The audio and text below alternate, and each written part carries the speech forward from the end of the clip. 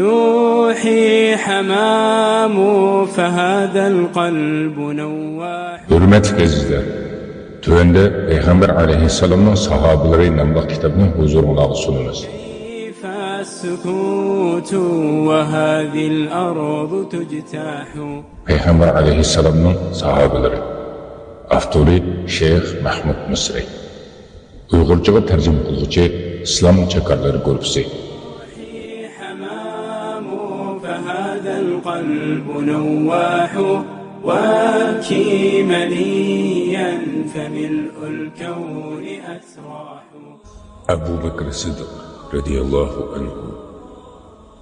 Bizge bir kişi yaxşılık kılgan bolsa biz o kişinin mukafatını berdik. Lekin Ebu Bekir undaq emas. Onun bizge kılgan yaxşılığı var. Allah onun mukafatını kıyamet günü berdi. Bana hiç kimnin meli Ebu Bekir'nin meli payda bergendek payda vermedi. Eğer sırdaş dost tutsam idim, Ebu Bekir'ne sırdaş dost tutar idim. Allah'ın Peygamberi Muhammed aleyhisselam. Hakikaten o kadir kıymeti katta, ornu üstün kişidir. O Allah'ın Peygamberge ergişip Allah'a ibadet kılgan, Allah yolunda uğraş kılgan, melinin hemmisini Allah yolunda serip kılgan kişidir. O Allah'ın elçisini kişiler taşlap koygan günde yardım bergen, Allah'ın elçisiga kişiler kafir bolgan günde iman etgan, Allah'ın elçisini kişiler yalğanlığı çıkargan günde tasdiqlagan kişidir. Onun iş izlerini Müslüman evlatlarından köpleri bilmey kaldı.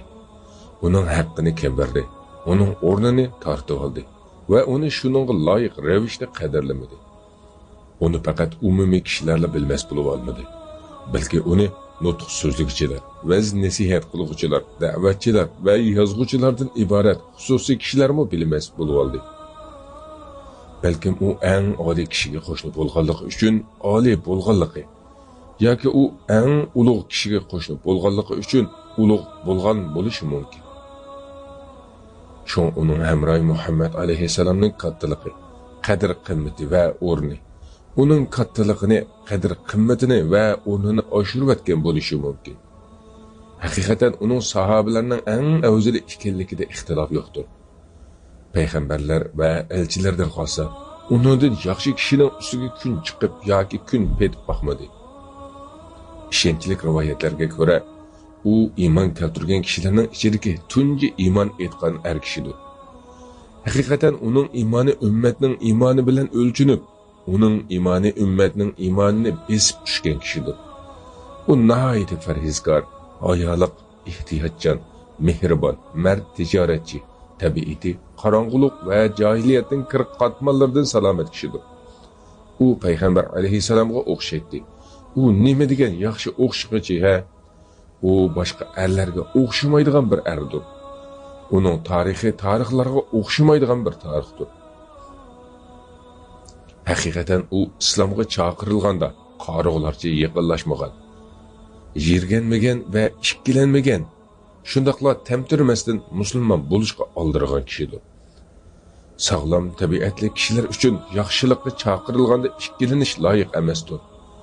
O Peygamber aleyhisselam'ın Peygamber buluştan burun Peygamber aleyhisselam'a hemrah bolgan.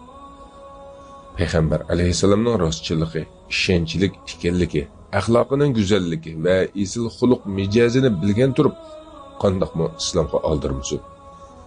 O bildi ki Peygamber aleyhisselam mahluqqa yalgan aytmaydigan tursa, qandaqmı yaratquchi ulug' Allah'a yalgan aytsin. Şoň o Peygamber aleyhisselam tarafından Allah'a çağırılgan vaqtda aytdi ki, "Men senden hergiz yalğançılıkni körüp bakmadım." Onun tili şu hemen guvalıq bermen ki bir Allah'tan başka hakiki ma'bud yoktur. Guvalıq bermen ki Muhammed sallallahu aleyhi ve sellem Allah'ın elçisi ve bendisidir dedi. Onun kolu Peygamber aleyhisselam'a beyat beriş için sözüldü. Şunun bilen o Allah'ın dostu Peygamber aleyhisselam'a sözülgan tuncu kol oldu. Mana biz şu qurlar arqılıq tarix peşanesiga nurdun bolgan qurlar arqılıq yazgan faziletleri ve meydanlarından bolgan küçük bir parça bilen bir urundunuz. Abu Bakr Siddiq radiyallahu anhu kim?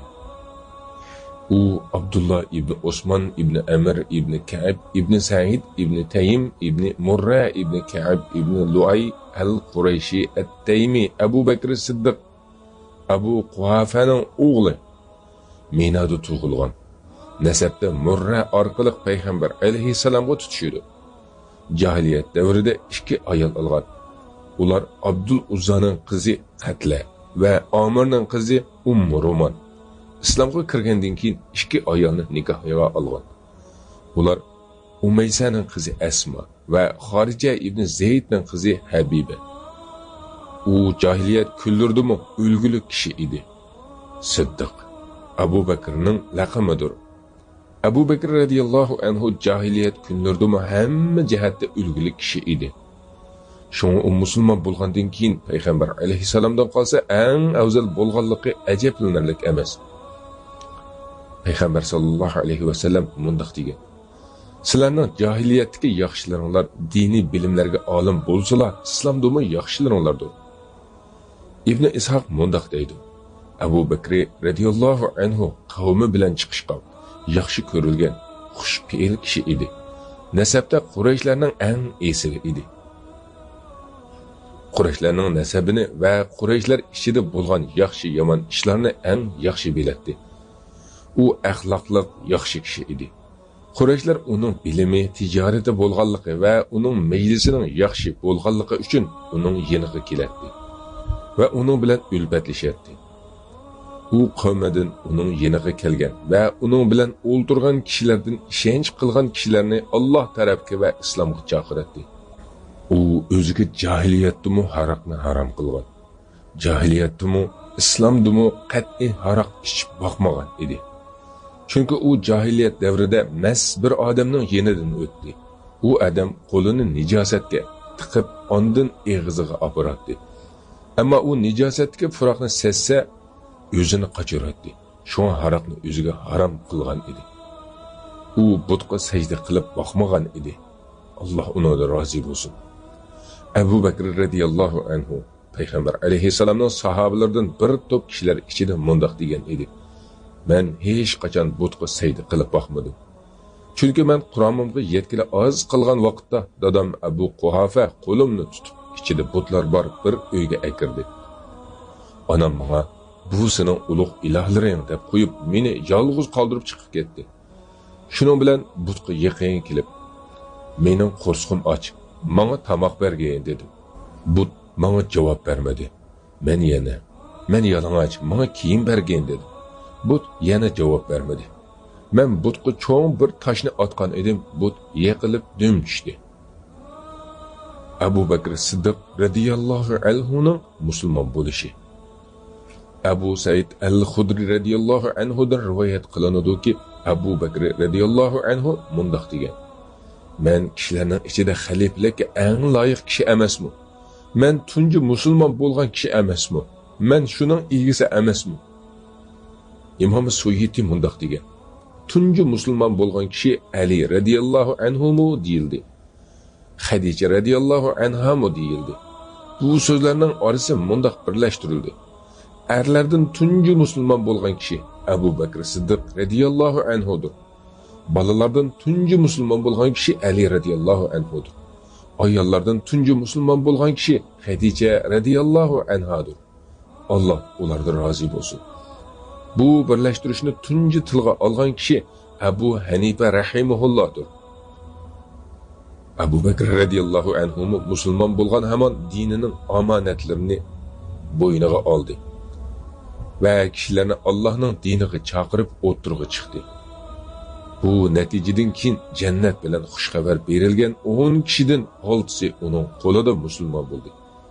Qiyomat kuni Abu Bakr radiyallohu anhu keladi-ki, ular Abu Bakrning yaxshilik tarosiga tushidi.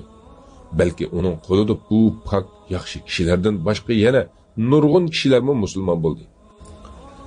Mana da'vat qilg'uchi degan mushundoq bo'ladi. Atrofidagi kishilarning g'imini yeydigan, ularning Allohning azobiga qilishidan qo'rqgan, ularning qo'llaridan tutib Allohning roziligiga va jannatiga yetaklaydigan bo'lishi kerak. Payg'ambar alayhissalom uni ozod deb laqamlagan. Abu Bakr radiyallohu anhuning go'zal sifatlaridan biri shuki, uni ozod deb laqamlangan kishi Allohning do'sti, tanlangan rostchil tasdiqlanguvchi bo'lgan payg'ambar alayhissalomdir. Mu'minlarning onasi Aisha radiyallohu anhadan rivoyat qilinadiki, u mundoq deydi: "Men payg'ambar alayhissalomning uyida edim. Uning sahobalari g'o'ylida edi. Men bilan ular orasida parda bor edi. Tuyuqsiz Abu Bakr radiyallohu anhu keldi. Payg'ambar alayhissalom kimning do'zaxdan azob bo'lgan kishiga qarashi, uni xursand qilsa, mushu kishiga qarasin dedi. Uning oilasi uni Abdullah ibn Osman ibn Amir deb ataydi. Lekin uni Azod degan laqami besib ketdi. Aisha radiyallohu anhadan rivoyat qilinadiki, u mundoq deydi: Abu Bakr Siddiq radiyallohu anhu payg'ambar alayhissalomning yeriga kirdi. Uningga payg'ambar alayhissalom: "Xush bisharat olgin. Sen do'zaxdan ozod tursan" dedi. Men dedimki, u shu kundan boshlab ozod deb ataldi. Abu Bakr Siddiq radiyallohu anhu Fir'avn oilasidan iymon etgan kishidan yaxshi. İbn Qayyim rahimahulloh Abu Bakr Siddiq radiyallohu anhuning fazilatlari to'g'riliq mundoq deydi. Abu Bakr Siddiq radiyallohu anhu Fir'avn oilasidan iymon etgan kishidan yaxshidir. Chunki u kishi iymonini yoshiratdi. Abu Bakr bo'lsa iymonini oshkorladi. Abu Bakr Yasir oilasidan iymon etgan kishidan yaxshidir. Chunki u kishi Alloh uchun 1 soat jihad qilgan edi. Abu Bakr bo'lsa yillarcha jihad qildi. U kambag'allik qushining boshqalarning manfaatini o'z manfaatidan a'lo ko'rish dini atrofida o'ylanib, kimiki Allohga qarz hasana beradigan, ya'ni Allohning yo'lida pul melini xushallik bilan sarf qiladi ekan deb to'layotganligini ko'rdi. Ondan u qush uchun mol dunyosini rozilik beg'iga tashladi va kambag'allik ko'rpsida yatdi. Qush bu donni hasalab mukofot berish pukuniga yo'tkidi. Ondan rostchilik tarixining shoxlariga o'rlab turli madiyalar bilan sayradi. Ondan islom mehroblarida turib, paklanish uchun mol mulkini yaxshilik yo'llariga sarf qiladigan odam uningdan, ya'ni o'tdan yiroq qilinadi degan oyatni tilovat qildi. Uning fazilatini oyatlar va xabarlar so'zladi. Uningga bay'at berishga muhojirlar va ansarlar birlikka keldi. Uni yomon ko'rguchilar, uni tilga olganlik sababidan qalbinglarda g'azabdan o't paydo bo'ladi. Qachoniki uning fazilatlari tilovat qilinsa, ularni xorliq bosadi. Sen kafir rafizlarni ayni zamonda u ikkisi g'orda edi degan oyatni anglamadi deb o'ylamsan. U islomga chaqirilganda ikkilanmadi va bosh tortmadi. U to'g'ri yo'lda mangdi. Yo'lida teyilib ketmadi va yiqilib qolmadi. Yugurgidek bo'lgan muddatdan boshlab qad ko'targan vaqtgacha sabr qildi. Yaxshilik yo'llariga ko'p mol sarf qildi. Vafot bo'lganga qadar ozaytib qo'ymadi. Alloh bilan qasamki, u har bir dinarni qo'yganda ayni zamonda u ikkisi g'orda edi, dinarni ko'paytdi. Payg'ambar alayhissalomning yoshligidagi hamrohi kim? Payg'ambar alayhissalomning sahobalaridan ilgari iymon etgan kishi kim? Payg'ambar alayhissalomning huzurida tez javob holatda fatvo bergan kishi kim? Uning bilan dastlab namoz o'qigan kishi kim? Uning bilan oxirda namoz o'qigan kishi kim? Vafot bo'lgandan keyin tuproqda uning bilan yotgan kishi kim? Qo'shni haqqini bilinglar.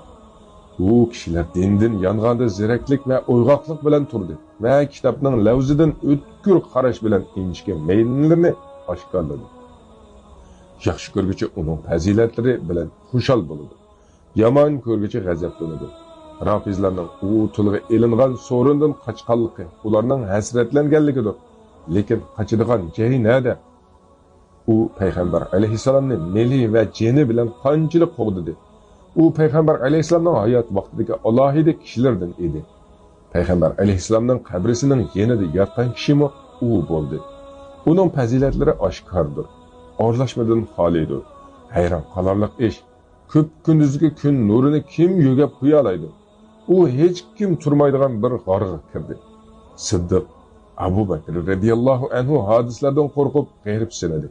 Payg'ambar alayhissalom aytdiki, uchinchisi Alloh bo'lgan ikki kishiga qanday qaraysan dedi.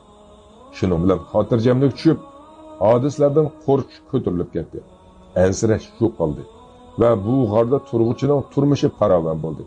Ondan yordam jakartisi shaharlarning munbarlari ustida turib, ayni zamonda u ikkisi g'orda edi deb to'g'ladi. Alloh bilan qasamki, uni yaxshi ko'rish to'g'riliqning beshidir. Uni yomon ko'rish qalbning buzuq ekanligiga dalildir. U sahobalarning va urug' tuqqanlarning yaxshisidir. Buningga dalil kuchlidir. Agar uning yo'lboshchiligi to'g'ri bo'lmagan bo'lsa edi, dindor deb atalmagan bo'lardi. Saqlab turinglar, o'ldirmanglar. Rafizlarning qonlari qaynab ketdi. Alloh bilan qasamki, biz uni havoyi havasimiz sabablik yaxshi ko'rmadik. Biz uningdan boshqalarni xor deb e'tiqod qilmaymiz. Lekin biz Alining so'zini tutdik. Bu so'z bizga yetarlikdir. Sendan Allohning elchisi dinimizga rozi bo'lgan edi. Biz sendan dunyoligimizga rozi bo'lmaymizmi? Alloh bilan qasamki, sen Rafizlardan intiqom olding. Alloh bilan qasamki, Siddiqning haqqi ustimizga vojib bo'ldi. Biz uni maqtaymiz. Ustunlikdan iborat xursand bo'ladigan narsa bilan xursand bo'lamiz. Kimki Rafizi bo'lsa, yenimizga qaytib kelmasin. İbn Abbas radiyallahu anhudan rivoyat qilinadiki, u mundaq deydi. U ummatdan namoz o'qigan kishining tunjisi Abu Bakr Siddiq radiyallahu anhudir. Ondan keyin u Hassanning tuvandagi beytlarini misol qilib keltirdi. Qachoniki qayg'urgan holda ishonchli qarindishimni aslasam, qarindishim Abu Bakr Siddiq radiyallahu anhuning qilgan ishini aslagan. U payg'ambar alayhissalomdan qolsa maxluqotlarning yaxshisi, eng taqvosi, eng odili, ustiga olgan mas'uliyatga eng vafo qiluvchidir. Ikki kishining ikkinchisi, Allohning kalomini tilovat qiluvchi, o'rnini maqtashga loyiq. Haqiqat jihatda insonlarning avvali, payg'ambarlarni tasdiqlagan kishidir.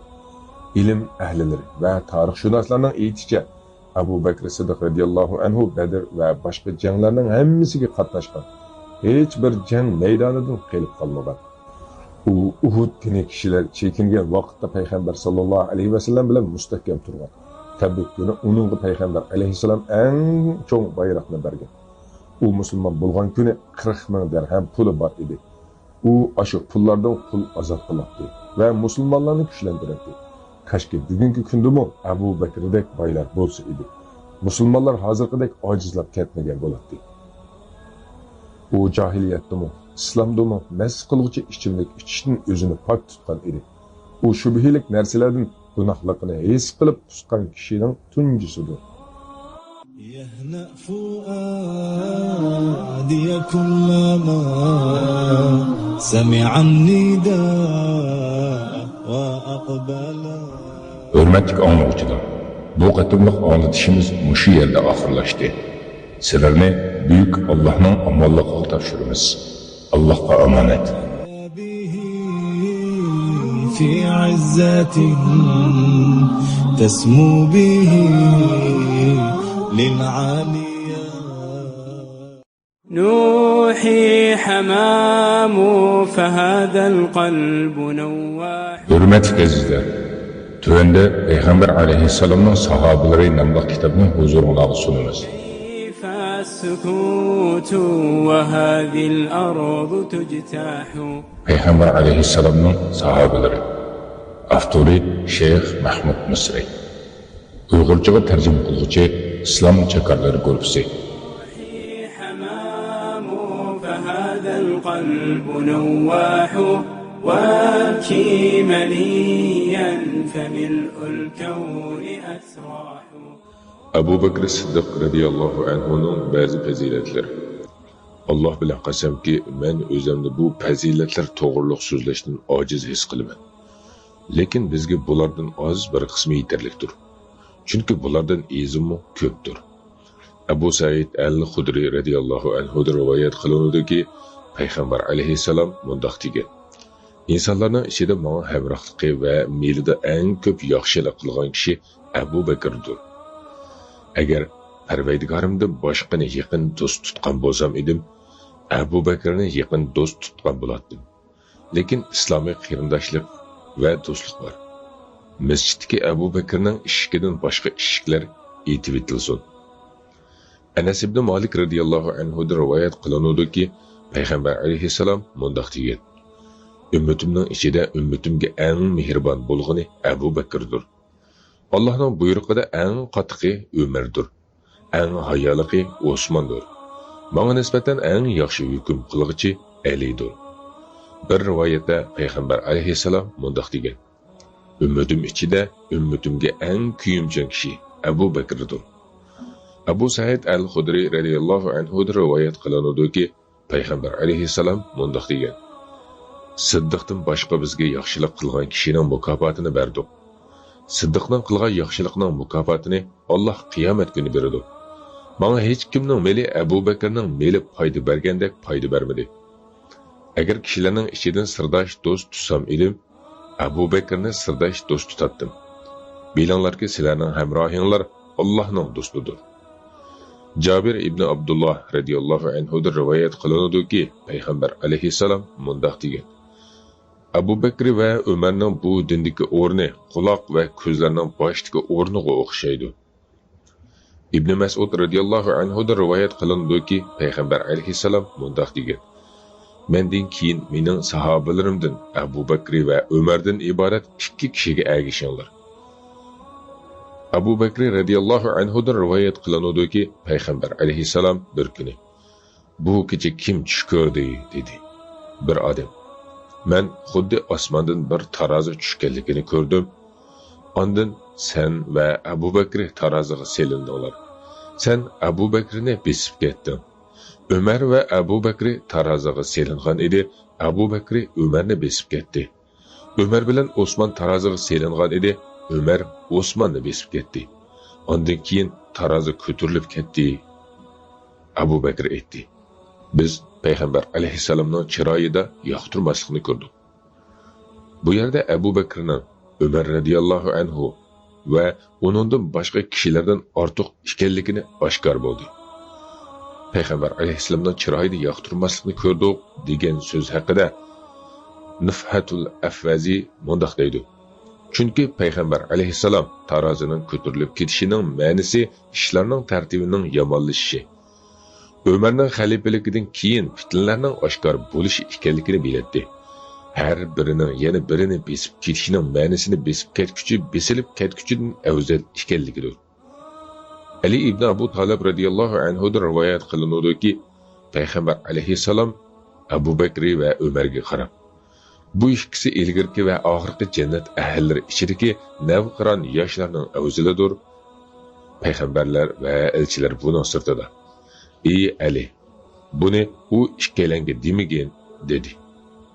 Abdurrahman ibn Avf radiyallohu anhu'dan rivoyat qilinadiki, Payg'ambar alayhissalomning mundaq deganligini anglagan edim: Abu Bakr jannatda, Umar jannatda, Osman jannatda, Ali jannatda, Talha jannatda, Zubayr jannatda, Abdurrahman ibn Avf jannatda, Said ibn Abu Waqqas jannatda, Said ibn Zayd jannatda, Abu Ubayda ibn Jarrah radiyallohu anhumlar jannatdadir. Allah ulardan rozi bo'lsin. Abdullah ibn Umar radiyallohu anhudan rivoyat qilinadiki, Payg'ambar alayhissalom Abu Bakrga: Jazman sen mening Kavsar ko'lidagi hamrohim va g'ordagi hamrohim dedi. Tuhfatul Ahvazida mundaq deydi: Sen mening ko'ldagi hamrohim, ya'ni Kavsardagi. Sen mening g'ordagi hamrohim, ya'ni Payg'ambar alayhissalom bilan Abu Bakr ikkisi hijrat qilib chiqqanda o'rinlashgan Savri teg'idagi g'or. Abu Bakr Siddiq radiyallohu anhudan rivoyat qilinadiki, u mundaq deydi: Biz g'ordagi vaqtda men Payg'ambar alayhissalomga: Ularning biri ikki futining ostiga qarsalar bizni ko'rib qoladi dedim. Payg'ambar alayhissalom: Uchinchisi Alloh bo'lgan ikki kishi haqida qanday o'ylaysan dedi. Ibn Umar radiyallohu anhudan rivoyat qilinadiki, u mundaq deydi: Biz Payg'ambar alayhissalom davrida kishilar orasini tanlash ixtiyori beriladi. Biz Abu Bakr radiyallohu anhuni, ondan keyin Umar ibn Xattob radiyallohu anhuni, ondan keyin Osman ibn Affan radiyallohu anhuni tanlaydik. Alloh ulardan rozi bo'lsin. Abu Hurayra radiyallohu anhudan rivoyat qilinadiki, Payg'ambar alayhissalom mundaq degan: Menga hech kimning meli Abu Bakrning meli foyda bergandek foyda bermadi. Shuning bilan Abu Bakr radiyallohu anhu yig'ladi va: Ey Allohning elchisi, men va mening melim faqat sening emasmi dedi. Anas radiyallohu anhu rivoyat qilinadiki, haqiqatan payg'ambar alayhissalom va Abu Bakr va Umar, Osman Uhud tag'iga chiqqan edi. Tog' ular bilan titrab ketdi. Payg'ambar alayhissalom, "Jim tur ey Uhud, ustingda faqat bir payg'ambar, bir siddiq va 2 shahid bor" dedi. Abu Hurayra radiyallohu anhu rivoyat qilinadiki, payg'ambar alayhissalom bunday degan: Abu Bakr nima degan yaxshi kishi ha? Umar nima degan yaxshi kishi? Abu Musa al-Ash'ariydan rivoyat qilinadiki, u uyida tahorat oldi. Ondan sirtga chiqdi. U bunday deydi: "Men bugun payg'ambar alayhissalomdan ayrilmay, uning bilan birga bo'laman" dedi. U bunday deydi: "U masjidga kelib payg'ambar alayhissalom to'g'riliq so'radi. Ular payg'ambar alayhissalom chiqib bu tarafga ketdi" dedi. Men payg'ambar alayhissalomni surishtirib kaynidan chiqdim. Hattoki payg'ambar alayhissalomni izlab Aris quduqining yeniga kirdim. Men eshik tuvida o'ltirdim. Bog'ning ishki xurma shig'idan yasalgan edi. Hatta payg'ambar alayhissalom hojatini ado qilib bo'lib tahorat oldi. Men turib uning yeniga borsam, u Aris quduqining yenida o'ltirgan ekan. U quduq kirvikining o'tirisiga kelib, 2 pochiqini ichib, quduqni sangilatib o'ltirdi. Men ona salom berdim. Anda qaytib kelib eshik tuvida o'ltirib, "Bugun payg'ambar alayhissalomning darvozasini bo'laman" dedim. Ondan Abu Bakr kelib eshikni qoqdi. Men, "Bu kim?" dedim. U, "Abu Bakr" dedi. Men to'xtab tur dedim va berib, "Ey Allohning elchisi, bu Abu Bakr kirishga ruxsat so'rayotdi" dedim. Payg'ambar alayhissalom uning ruxsat qilgan va jannat bilan xush xabar bergin dedi. Men kelib Abu Bakrga kirgan. Payg'ambar alayhissalom sana jannat bilan xush xabar beryapti dedim. Ondan Abu Bakr kirib quduqning girvikida payg'ambar alayhissalomning o'ng tarafida o'ltirib, payg'ambar alayhissalom qilgandek 2 putini quduqqa sangilatdi va 2 pochiqini ochdi. Abu Hurayradan rivoyat qilinadiki, u mundaq deydi: Payg'ambar alayhissalomning mundaq deganligini angladim. Bir kuni bir podachi o'zining qo'ylari bilan birga edi. Tuyuqsiz uning qo'ylariga bir bo'ri hujum qilib, bir qo'yni elib ketdi. Podachi bo'rini qo'g'lagan edi, bo'ri uningga qarab: "Yirtqich hayvonlar kuni qo'ylarga mendan boshqa podachi yo'q, kunda ularga kim podachi bo'ladi?" dedi. Bir vaqtda bir odam bir kalaning ustiga yuk ortib haydab ketyotdi. Kala uningga qarab: "Men buning uchun yaratilmadim. Men etiz ishlari uchun yaratildim" dedi. Kishilar ajablanib, "Alloh pokdir" deydi. Payg'ambar alayhissalom uningga men va Abu Bakr va Umar ibn Xattob ishonamiz dedi. İbn Abu Mulaykadan rivoyat qilinadiki, u Ibn Abbas radiyallohu anhuning mundaq deganligini anglagan. Umar radiyallohu anhu karvatida quyildi. Kishilar u karvatdan ko'tarilishdan burun uni o'rib olib duo qilishga va namoz o'qishga boshladi. Men ularning orasida turardim. Bir kishining qo'lini mo'ramga qo'yishi meni cho'chitibdi. Qarasam u Ali ibn Abu Talib ekan. U Umar radiyallohu anhuga ish og'ritdi va mundaq dedi: "Sen o'zingdanmi bakroq? Men shu kishining amaliga o'xshash amal bilan Allohga uchrashni yaxshi ko'radigan biror kishini qoldirmadim. Alloh bilan qasamki, men Allohning seni 2 hamrohing, ya'ni payg'ambar alayhissalom va Abu Bakr bilan birga qiladi deb o'ylaydim. Men o'ylaymanki, men ko'p qitim payg'ambar alayhissalomning men va Abu Bakr va Umar bordim. Men va Abu Bakr Umar kirdim. Men va Abu Bakr Umar chiqdim" deganligini anglagan edim. Abu Bakr Siddiq radiyallohu anhu payg'ambar alayhissalom nazaridagi o'rni. Abu Dardo radiyallohu anhu rivoyat qilinadiki, u mundaq deydi: Payg'ambar alayhissalomning yonida o'ltirardim. Tuyuqsiz Abu Bakr kiyimining bir tarafini tutgan holda yetib keldi. Hatta uning tizining bir qismi uchiq qolgan edi. Payg'ambar alayhissalom: "Hamrohinglar davo qilib keldi" dedi. Abu Bakr salom berdi va: "Ey Allohning elchisi, men bilan Xattobning o'g'li Umar o'tirsida bir ish bo'lgan edi. Men onunğa aldırab uni ranjitib qo'ydim. Ondan keyin pushaymon qilib, uningdan meni kechirishini so'rasam, u unimidi. Shunga sening yaningga keldim dedi. Payg'ambar alayhissalom: "Ey Abu Bakr, Alloh seni kechirsin" deb 3 qatim takrorladi. Ondan keyin Ömer pushaymon qilib Abu Bakrning uyiga keldi. U Abu Bakr bu yerdami deb so'ragan edi. Ular yo'q dedi. Ondan Ömer Payg'ambar alayhissalomning yeniga kelgan edi. Payg'ambar alayhissalomning chiroyi o'zgarishga boshladi. Hatto Abu Bakr radhiyallohu anhu qattiq qo'rqib ketib, tizlanib o'ltirib: "Ey Allohning elchisi, men eng zolim bo'ldim, men eng zolim bo'ldim" dedi. Payg'ambar alayhissalom: "Alloh meni payg'ambar qilib avatdi. Sizlar yolg'on aytdinglar" dedinglar. Abu Bakr bo'lsa rost aytdi dedi va jini va meli bilan menga yordam berdi. Men uchun hamrohimni qo'yib atmamsizlar dedi. Shundan keyin uningga aziyat berilmadi.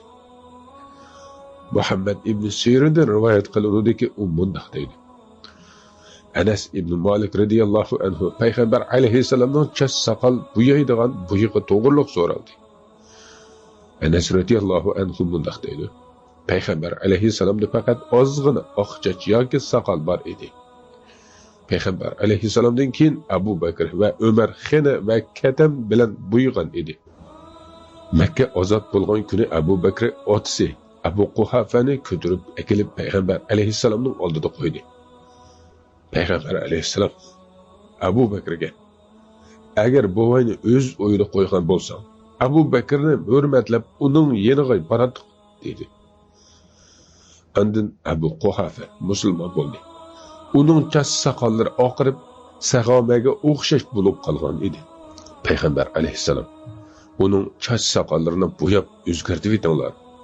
Qora rangdan saqlab qilinglar dedi. Amir ibn As radhiyallohu anhu da rivoyat qilinadiki, u mundaq deydi: "Men ey Allohning elchisi, kishilarning qaysi sana eng suyumli deb so'radi." Payg'ambar alayhissalom: "Oisha" dedi. "Erlardan-chu" dedi. Payg'ambar alayhissalom: "Uning dadisi Abu Bakr" dedi. Abu Bakr Siddiq radhiyallohu anhuning jannatning 8 darvozasidan chaqirildi. Abu Hurayra radhiyallohu anhu rivoyat qilinadiki, u payg'ambar alayhissalomning bundoq deganligini anglagan. Kimki Alloh yo'lida bir jup narsa chiqim qilsa, jannat darvozalaridan "Ey Allohning bandasi, bu yaxshi" deb chaqiriladi. Kimki namoz ahlidan bo'lsa, namoz darvozasidan chaqiriladi. Kimki jihad ahlidan bo'lsa, jihad darvozasidan chaqiriladi. Kimki sadiqa ahlidan bo'lsa, sadiqa darvozasidan chaqiriladi. Kimki ro'za ahlidan bo'lsa, ro'za darvozasidan va Rayyon degan darvozadan chaqiriladi dedi. Abu Bakr: "Bu darvozalardan chaqirilgan kishiga zaruriyat yo'q. Ey Allohning elchisi, bir odam shu darvozalarning hammasidan chaqirilamdi" dedi. Payg'ambar alayhissalom: "Ha, sening shulardan bo'lishingni umid qilaman ey Abu Bakr" dedi. İbn Hibabning Ibn Abbosdan rivoyat qilgan hadisida: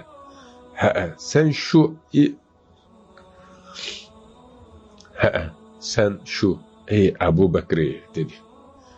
İbn Qayyum rahimahulloh o'zining nuniyasida jannat darvozalari to'g'riliq mundaq deydi: "İnson iymon sifatlarini to'liq mujassamlashtirsa, fat yaqinda jannat darvozalarining hammasidan chaqiriladi. Rastchil Abu Bakr Siddiq radhiyallohu anhu ana shundoq kishilardandir.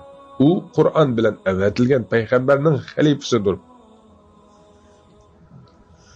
Abu Bakr Siddiq radhiyallohu anhuning Allohning do'sti payg'ambar alayhissalomni nihoyatda yaxshi ko'rishi. Abu Bakr Siddiq radhiyallohu anhu payg'ambar alayhissalomni nihoyatda yaxshi ko'radi. Bu yaxshi ko'rish uning qalbi va butun vujudini egallagan edi. Hatta u payg'ambar alayhissalomga jinini, bolalarini, mol dunyosini va insonlarning hammasini fido qilishni orzu qiladi. Aisha radhiyallohu anha rivoyat qilib mundaq deydi: Payg'ambar alayhissalomning sahobalari to'plangan vaqtda ular 38 kishi edi. Abu Bakri oshkora bo'lishi, ya'ni islomni jakorlash to'g'risida payg'ambar alayhissalomdan so'rab chin turib oldi. Payg'ambar alayhissalom: "Ey Abu Bakri, biz haqiqatan oz" dedi. Abu Bakr radhiyallohu anhu chin turaverdi. Hattoki payg'ambar alayhissalom oshkora bo'lib chiqdi. Kishilar masjidning hamma taraflariga tarqalib ketdi. Har bir kishi o'zining urug' tuqqanlari orasida edi. Abu Bakr radhiyallohu anhu turib xutba o'qidi. Payg'ambar alayhissalom o'ltiruqliq edi. Shuning bilan Abu Bakr Alloh va Allohning elchisi tarafga chaqirgan tunji xutba o'quvchi bo'lib qoldi. Mushriklar Abu Bakr va musulmonlarga qarshi qo'zg'alib, musulmonlarni qattiq urdi. Abu Bakr mushriklar tarafidan dassaldi va qattiq urildi. Fosiq Utba ibn Rabi'a uning yeniga kelib, yamoq selingan ikki kesh bilan yuziga urishga boshladi va uning qusqiga chiqib sakradi. Abu Bakrning burni qonab ketganlik sababidan yuzini to'nig'ila bo'lmaydi. Abu Bakrning qavmi bo'lgan Banu Taym qabilasi yugurishib kelib Qurayshlarni Abu Bakrdan ajratib o'tdi. Banu Taym qabilasi Abu Bakrni bir kiyimning ustiga elib ko'tarib uyiga elib kirdi. Ular uning o'lganligiga shak qilmaydi. Ondan Banu Taym qabilasi masjidga kirib, Allohga qasamki, agar Abu Bakr o'lib ketadigan bo'lsa, chuqum Utba ibn Rabi'ani o'ldirmaymiz dedi. Ondan Banu Taym qabilasi Abu Bakrning yeniga qaytib keldi. Abu Quhafa va Banu Taym qabilasi Abu Bakrga so'zlashga boshladi. Hatto u javob berdi. U kunduzning oxirgi qismida gap qilib, payg'ambar alayhissalomning ahvolini so'rab, u qandaroq dedi. Ular uni so'kib ayblashga boshladi. Ondan turib ketdi va uning onasi Ummul Xayrga uningga tomoq yegizish yoki ichimlik ichgizishdan kechiktirgin dedi. Onasi uning bilan yolg'iz qolganda uningga bir narsa yeyish, ichish haqida ching turib oldi. Abu Bakr payg'ambar alayhissalom nima qilindi deyishga boshladi. Onasi: "Alloh bilan qasamki, men hamrohingni bilmayman" dedi. Abu Bakr Xattabning qizi Ummu Jamilning yeniga berib, uningdan payg'ambar alayhissalom to'g'riliq so'rang dedi. Onasi chiqib Ummu Jamilning yeniga kelib, "Haqiqatan Abu Bakr sendan Abdullohning o'g'li Muhammad to'g'riliq so'raydi" dedi. Ummu Jamil: "Men Abu Bakrni, Abdullohning o'g'li Muhammadni tunimayman. Agar sen bilan o'g'lingning yeniga berishimni ravo ko'rsang, men yeniga boray" dedi. Ummu Xayr: "Ma'qul" dedi. Shuning bilan Ummu Jamil Ummu Xayr bilan Abu Bakrning yeniga bordi va Abu Bakrning xatarlik holatda yiqilib qolganligini ko'rdi. Ummu Jamil yaqin kelib unlik vaqirmadi va "Alloh bilan qasamki, sana bundoq aziyat bergan qavm haqiqatan fosiq va kofirdir. Men Allohning sana ulardan intiqom elib berishini umid qilaman" dedi. Abu Bakr Siddiq radhiyallohu anhu: "Payg'ambar alayhissalom nima qilindi?"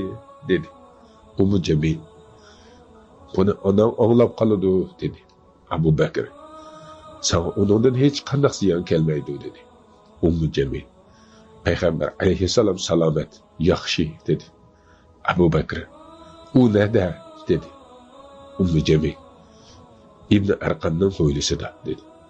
Abu Bakr Siddiq radhiyallohu anhu: "Haqiqatan men Alloh uchun payg'ambarning yeniga bormoqcha tomoq yemayman va ichimlik ichmayman" dedi.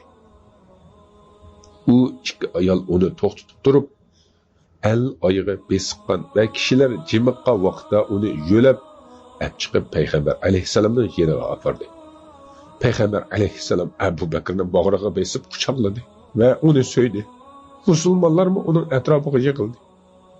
Payg'ambar alayhissalom uningga nihoyat ish og'ritdi. Abu Bakr: "Ey Allohning elchisi, dadam va onam sog'a qurbon bo'lsin. Menga hech ish bo'lmadi. Faqat fosiq Utba ibn Rabi'a yuzimga aziyat berdi. Bu yaxshi onam bolasi bilan billa. Sen barakatli kishi. Onamni Alloh tarafga chaqirgin va uningga duo qilgin. Balkim Alloh sen sababli uni davzaqdan qutqizar" dedi.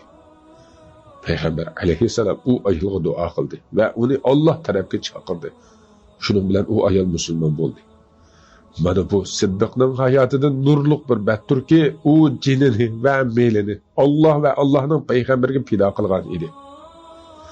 Ali ibn Abu Talibdan rivoyat qilinadiki, u bundoq deydi: "Men payg'ambar alayhissalomni Qurayshlar tutib, uni qo'rqitib, uni silkiyotganligini ko'rdim.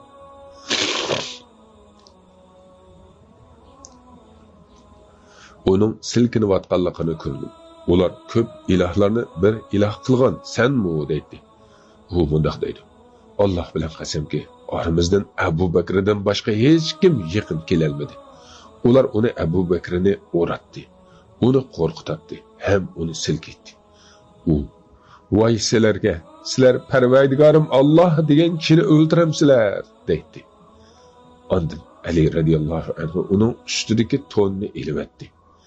Ondan yig'lab soqollari ho'l bo'lib ketdi. Ondan sizlardan Alloh haqida so'rayman. Fir'avn oilasidagi mu'min yaxshimi yoki Abu Bakrmi dedi. Kishilar jim turdi. U menga javob bermamsizlar. Alloh bilan qasamki, Abu Bakrning bir soati Fir'avn oilasidagi mu'minga o'xshash kishilarning 1000 soatidan yaxshidir. U odam iymonni yushiratdi. Bu Abu Bakr iymonini oshkorladi dedi. Abdullah ibn Umar radhiyallohu anhudan rivoyat qilinadiki, u bundoq deydi: Bir kuni payg'ambar alayhissalom Ka'baning oldida namoz o'qiyotdi. Tuyuqsiz Uqba ibn Abu Muayyib kelib payg'ambar alayhissalomning mo'risini tutdi. Kiyimini payg'ambar alayhissalomning bo'yniga yo'gab, qattiq bo'g'di. Abu Bakr kelib Uqbaning mo'risini tutib payg'ambar alayhissalomdan ittirib etdi. Ondan: "Sizlar Parvardigorim Alloh degan kishini o'ltiramsizlar. Halbuki u sizlarga haqiqatan Parvardigoringlarning dargohidan ro'shan dalillarni elib keldi" dedi. يهنأ فؤادي كلما سمع النداء وأقبل. Hürmetli anlıqçılar, bu qatımlıq anlatışımız muşu yerde ahırlaştı. Sizlerine büyük Allah'ın amallıqı tavşırımız. Allah'a emanet. في عزته تسمو به للعالية. نوحي حمام فهذا القلب نواح. Hürmetli azizler, tövende Peygamber aleyhisselam'ın sahabeleri namlıq kitabının huzuruna sunumuz.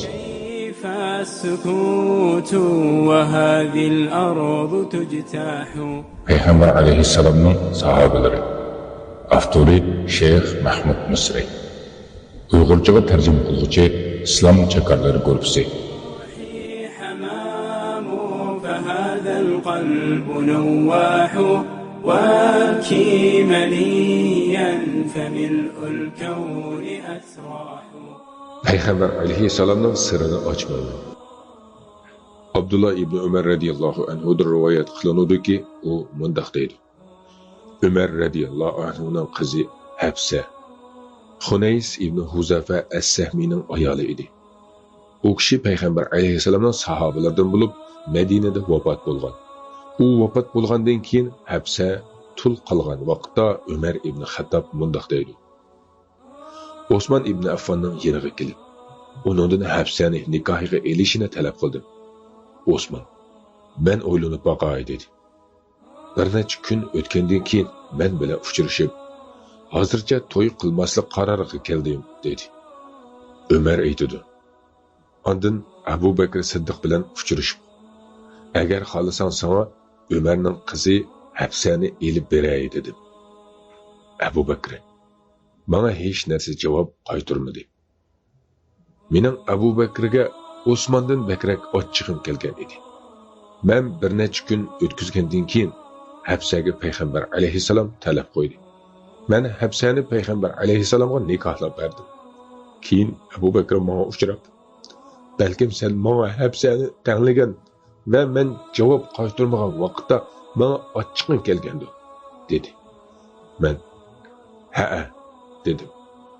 U: "Sen mendan talab qilgan ishda boshqa to'salg'u yo'q edi. Faqatla men payg'ambar alayhissalomning Hafsaning gapini qilganligini bilatdim. Men payg'ambar alayhissalomning sirini ochmaydim. Agar payg'ambar alayhissalom Hafsani nikohiga elishni tark etgan bo'lsa, uni qabul qiladim dedi.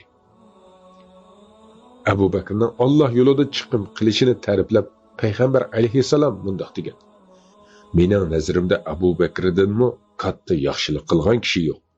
U menga meli va jini bilan yordam berdi va qizini menga nikohlab berdi." Payg'ambar alayhissalom bundoq degan: "Bizga yaxshilik qilgan kishining mukofotini berdik. Abu Bakr buningdan mustasno. Uning bizga qilgan yaxshiligining mukofotini Alloh qiyomat kuni beradi.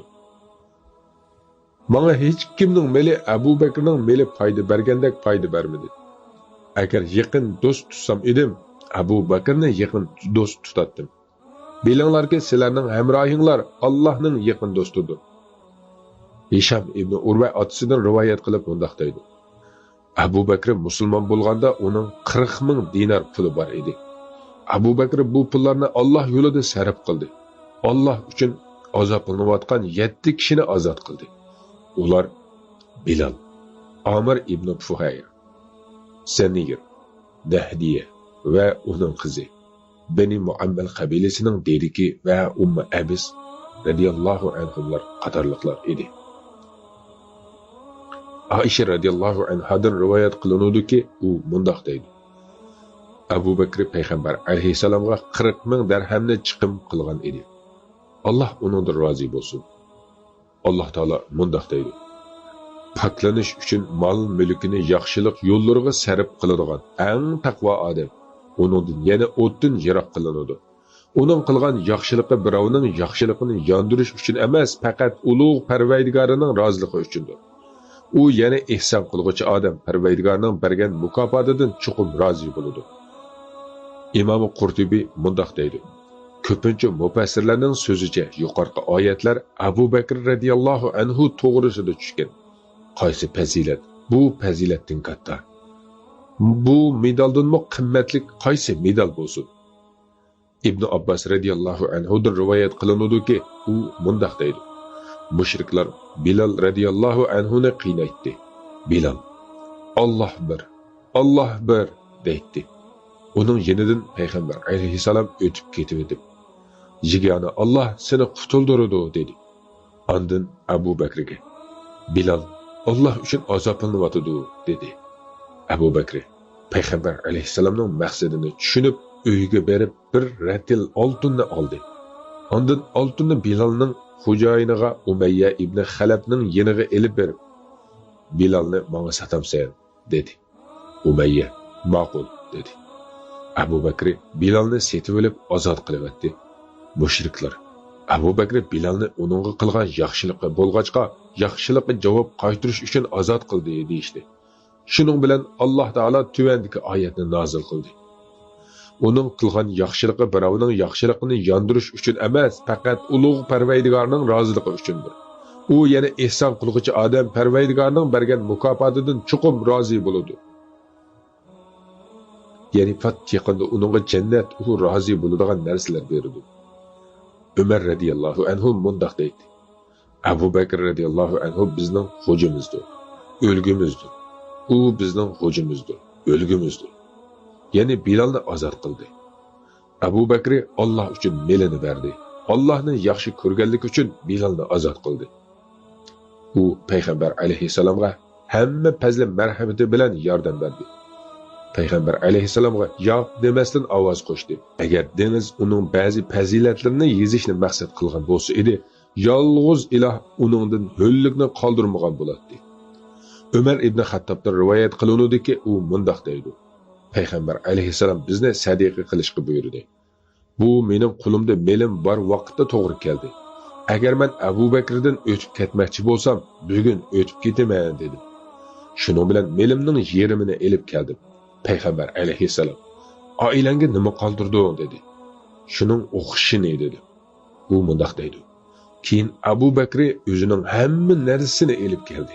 Payg'ambar alayhissalom unga: "Oilangga nima qoldirding ey Abu Bakr?" dedi. U: "Ularga Alloh va Allohning payg'ambarini qoldirdim" dedi. "Men hech narsada mangu sendan o'tib ketolmaydi ekanman" dedi. Allohning do'sti payg'ambar alayhissalom Abu Bakrning kibrini inkor qiladi. Abdullah ibn Ömer radiyallohu anhudan rivoyat qilinadiki, payg'ambar alayhissalom kimki takabburlik qilib kiyimini so'rab uzun kiysa, Alloh uningga qiyomat kuni qaramaydi dedi. Abu Bakr: "Mening kiyimimning ikki tarafining birisini pat-pat yo'qlab turmasamni so'rilib qoladi" dedi. Payg'ambar alayhissalom: "Sen takabburlik qilib unda qilmaysan" dedi. Abu Bakr doim har bir yaxshilikni qilish uchun oldiraydi. Abu Hurayra radiyallohu anhudan rivoyat qilinadiki, payg'ambar alayhissalom: "Sizlardan kim bugun ro'zador holatda tong otqizdi" dedi. Abu Bakr: "Men" dedi. Payg'ambar alayhissalom: "Sizlardan kim bugun jinoza namoziga qatnashdi" dedi. Abu Bakr: "Men" dedi. Payg'ambar alayhissalom: "Sizlardan kim bugun miskinga tomoq berdi" dedi. Abu Bakr: "Men" dedi. Payg'ambar alayhissalom aytdiki, "Kimda yuqorqi ishlar jamlansa, jannatga kiradi" dedi.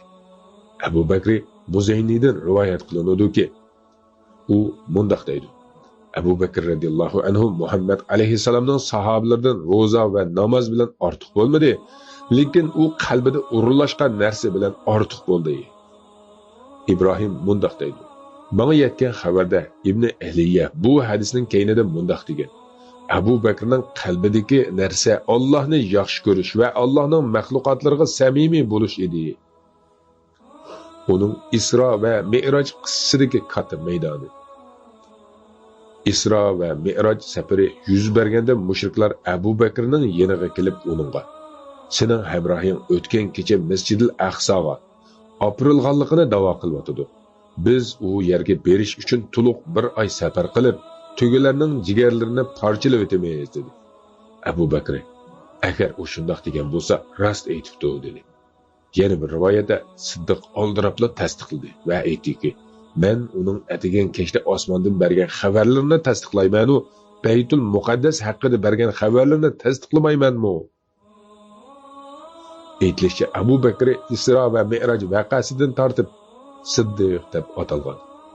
Chunki payg'ambar alayhissalom Isro vaqasi bo'lgan kechasi Jibril alayhissalom uning bilan monganda, "Menga qavmim ishonmaydi" dedi. Onunğa Cibril aleyhisselam: "Sana Abu Bakr işinidu, u Siddiq" dedi.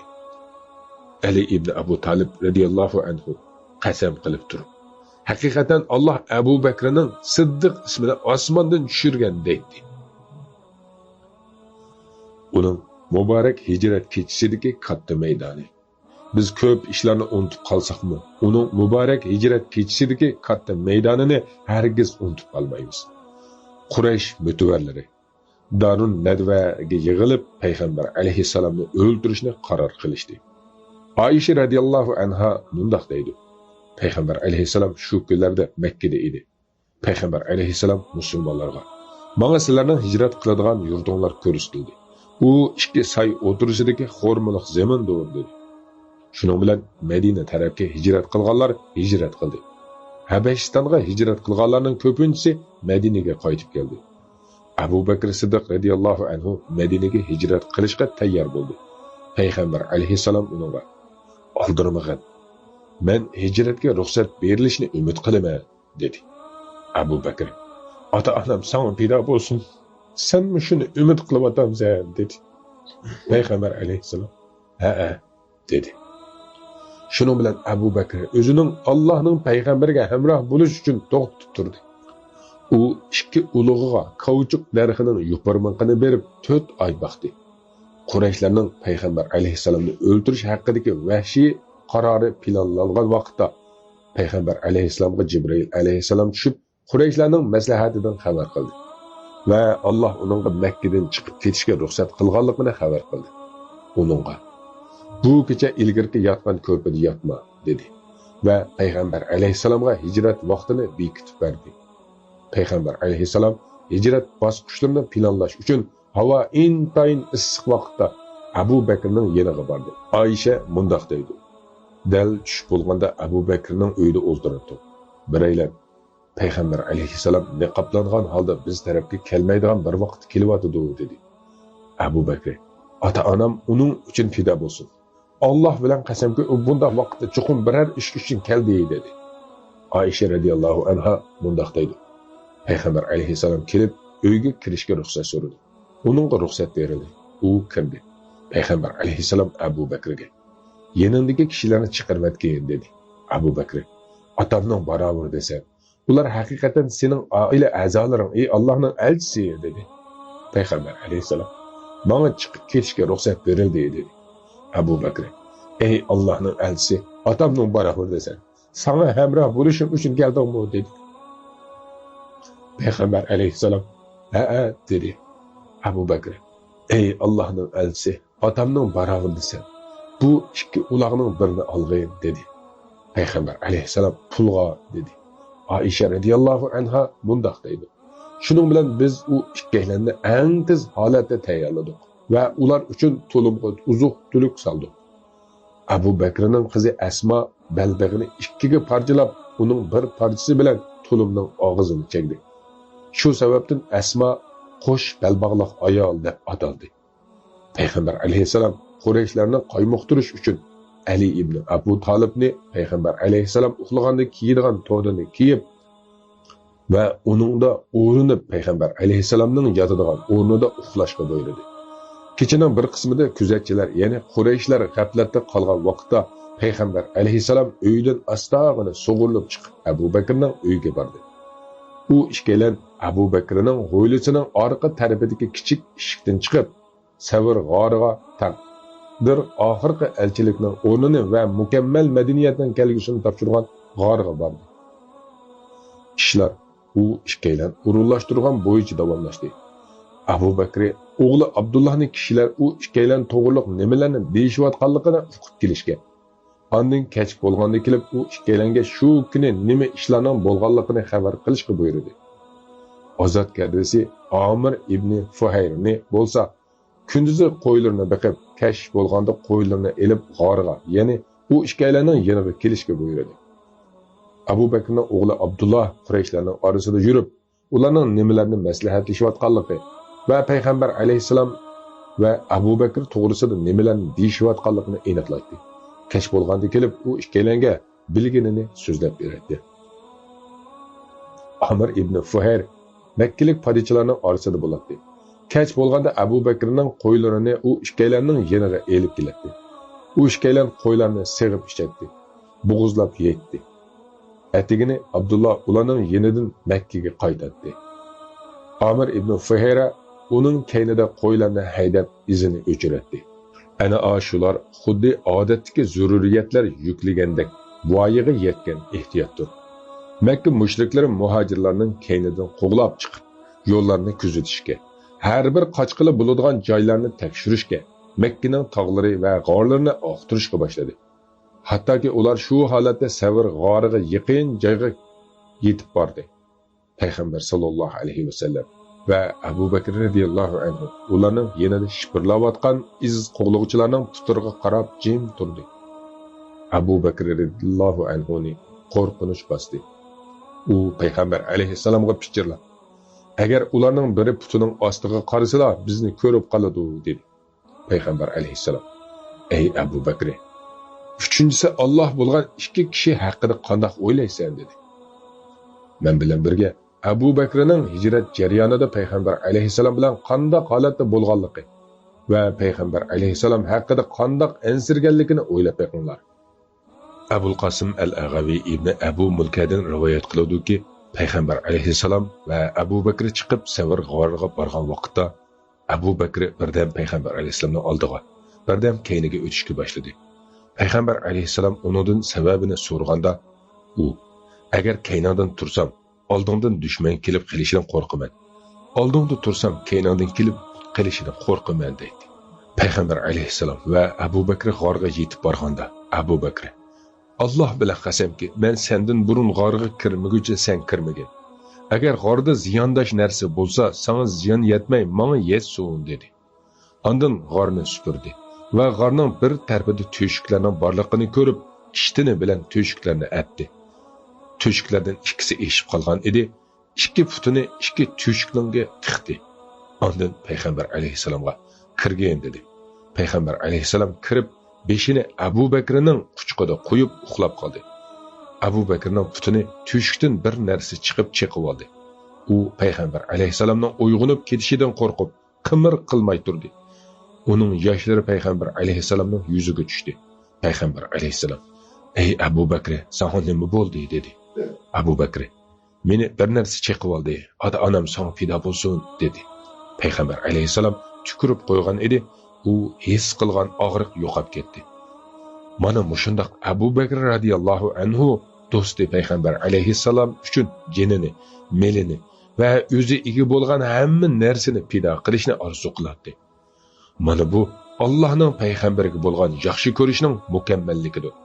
Shak shubhasizki Abu Bakr radhiyallohu anhu payg'ambar alayhissalom bilan 100 obro' yoki vazirlikni deb emas, faqatla Allohning yuzini ko'rishni talab qilib chiqdi.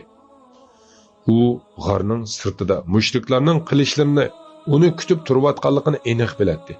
Shundoq tursin payg'ambar alayhissalomga hamroh bo'lish sharafiga erishish uchun chiqdi. Umar aytdi: Abu Bakrning bir kechisi Umarning oilasidan yaxshi. Yana u g'ordagi kechini demoqchi edi. Hijrat menga unutilmaydigan katta bir voqeadir. U faqat bir davlatdan yana bir davlatga qochish emas, musulmonlar uchun Allohning dini mustahkamlanadigan davlat qurish uchun besilgan bir qadamdir. Abu Bakrning Makkadan Madinaga qilgan hijratida payg'ambar alayhissalomga hamroh bo'lishdan iborat katta shon sharafga erishganligiga muborak bo'lsin. يهنأ فؤادي كلما سمع النداء وأقبل. Hürmetlik anlayıcılar, bu qatımlıq anlatışımız muşu yerde ahırlaştı. Sizlerine büyük Allah'ın amallıqı tavşırımız. Allah'a emanet. في عزته تسمو به للعالية. نوحي حمام فهذا القلب نواح. Hürmetlik azizler, tövende Peygamber aleyhisselam'ın sahabeleri namlıq kitabını huzuruna sunumuz. كيف السكوت وهذه الأرض تجتاح. Peygamber aleyhisselam'ın sahabeleri. Avtori Şeyh Mahmud Misri. Uyg'urchaga tarjima qiluvchi Islom chakarlari guruhi. حمام فهذا القلب نواح وابكي منيا فملء الكون أسراح. Abu Bakr Siddiq radiyallahu anhu 4. qism. Uning Badr kunidagi maydoni. Abu Bakr radiyallahu anhu payg'ambar alayhissalom bilan hamma jang maydonlariga hozir bo'ldi va payg'ambar alayhissalom bilan birga tangdoshsiz darajada mustahkam turdi. Badr kuni payg'ambar alayhissalom sahobalar bilan urush qilish yoki qilmaslik haqida maslahatlashdi. Abu Bakr radiyallohu anhu nihoyat yaxshi so'z qildi va jang bo'ldi. Ali radiyallohu anhu mundaq deydi: Kishilarning eng botiri Abu Bakr Siddiq radiyallohu anhudir. Badr kuni bo'lganda payg'ambar alayhissalomga bir chedir yasab berdik. Ondan mushriklardan biror kishining payg'ambar alayhissalomga ziyon yetkazishiga qodir bo'lmasligi uchun kim payg'ambar alayhissalom bilan birga bo'ladi dedi. Bizdan hech kim yaqin kelmadi. Faqat Abu Bakrlar qilicini sug'urib payg'ambar alayhissalomning beshida turdi. Payg'ambar alayhissalomga biror kishi hujum qilmoqchi bo'lsa, u shu kishiga hujum qiladi. Ibn Sirin rivoyat qiluvdiki, Abu Bakr radhiyallohu anhuning o'g'li Abdurrahman Badr kuni mushriklar bilan birga edi.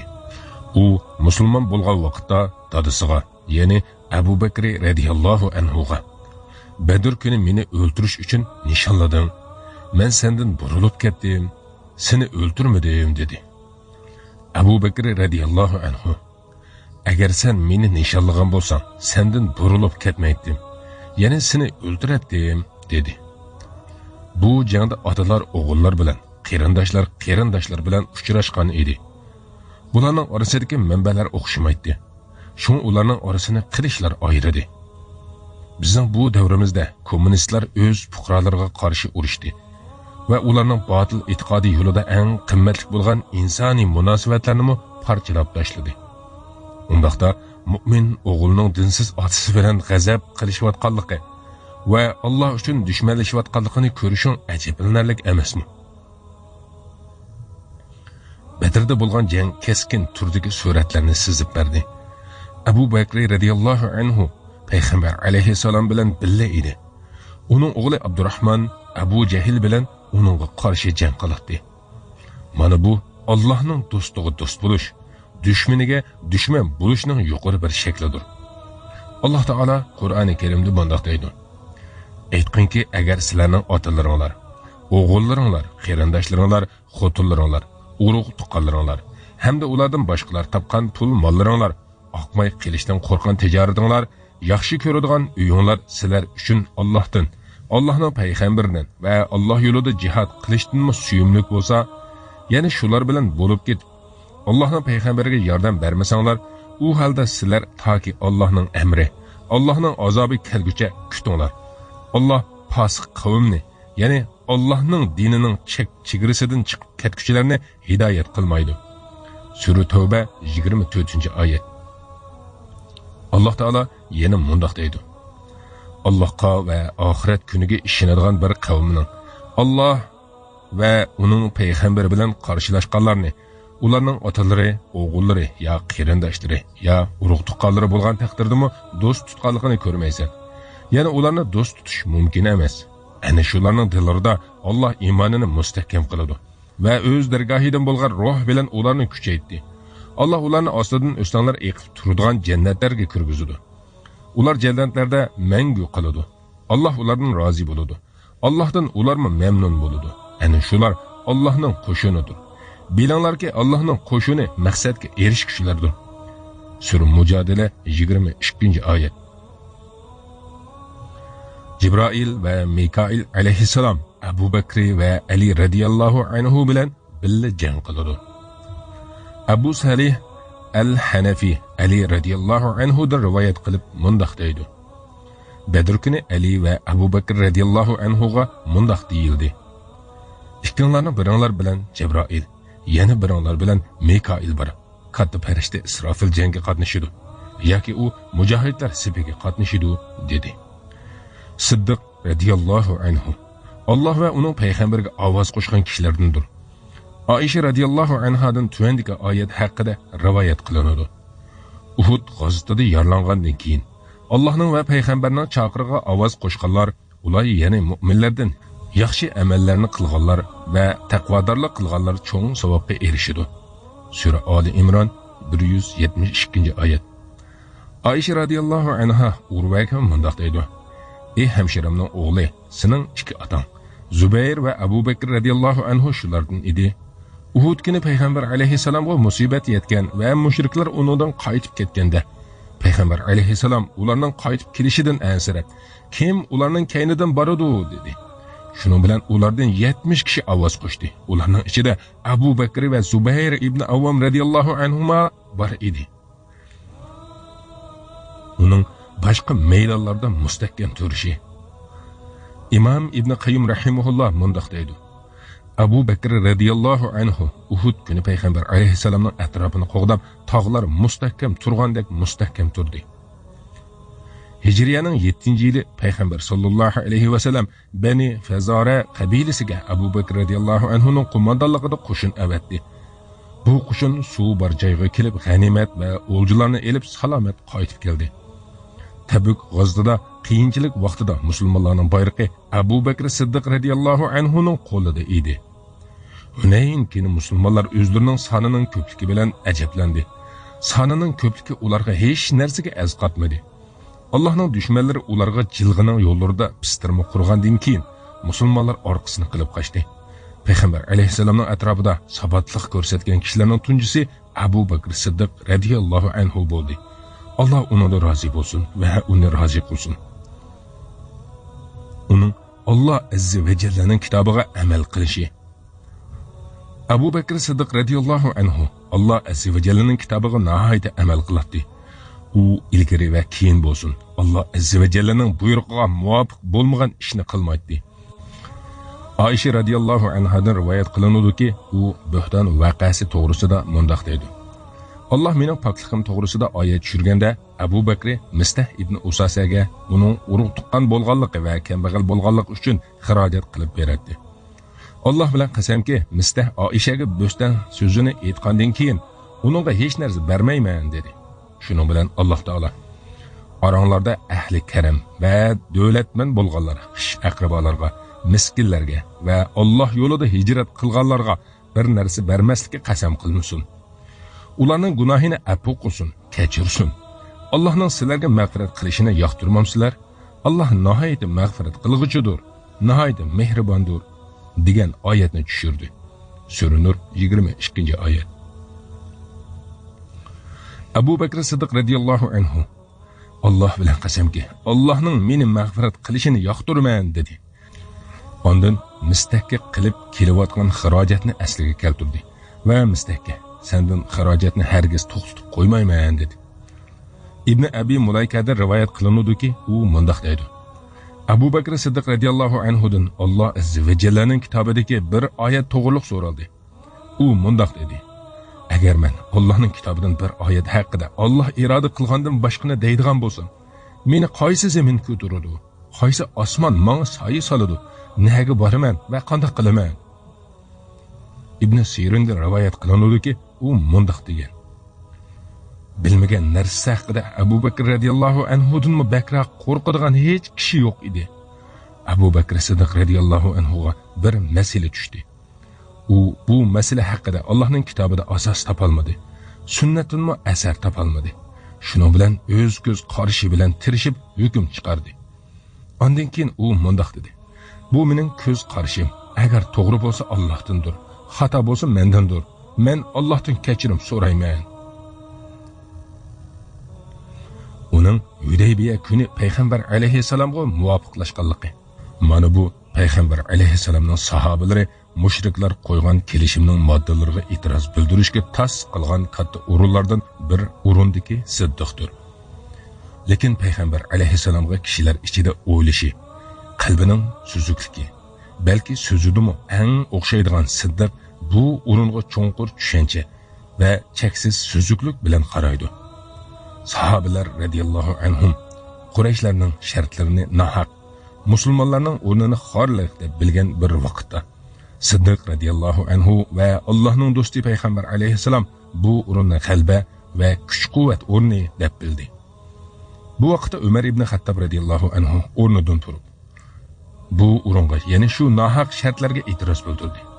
U mundaq deydi: Men payg'ambar alayhisalomga sen Allohning haq payg'ambari emasmi dedim.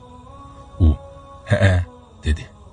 Men biz haq ustida, dushmanlarimiz batil ustida emasmi dedim. U ha dedi. Men undaqda nima uchun dinimizga haqorat keltiramiz dedim. U men haqiqatan Allohning payg'ambari, men uningga osiylik qilmayman, u menga yordam beradi dedi. Men sen bizga Baytullohga kelib uni tavob qilamiz demaganmiding dedim. U ha sana Baytullohga bu yil kelamiz dedimmi dedi. Men yo'q dedim. U sen chuqur Baytullohga kelasan va uni tavob qilasan dedi. Umar radiyallohu anhu mundaq deydi. Ondan Abu Bakrning yeniga kelib uningga mundaq dedim: Ey Abu Bakr, bu Allohning haqiqiy payg'ambari emasmi? Abu Bakr radiyallohu anhu ha dedi. Men biz haq ustida, dushmanlarimiz batil ustida emasmi dedim. U ha dedi. Men undaqda nimishqa dinimizga haqorat keltiramiz dedim.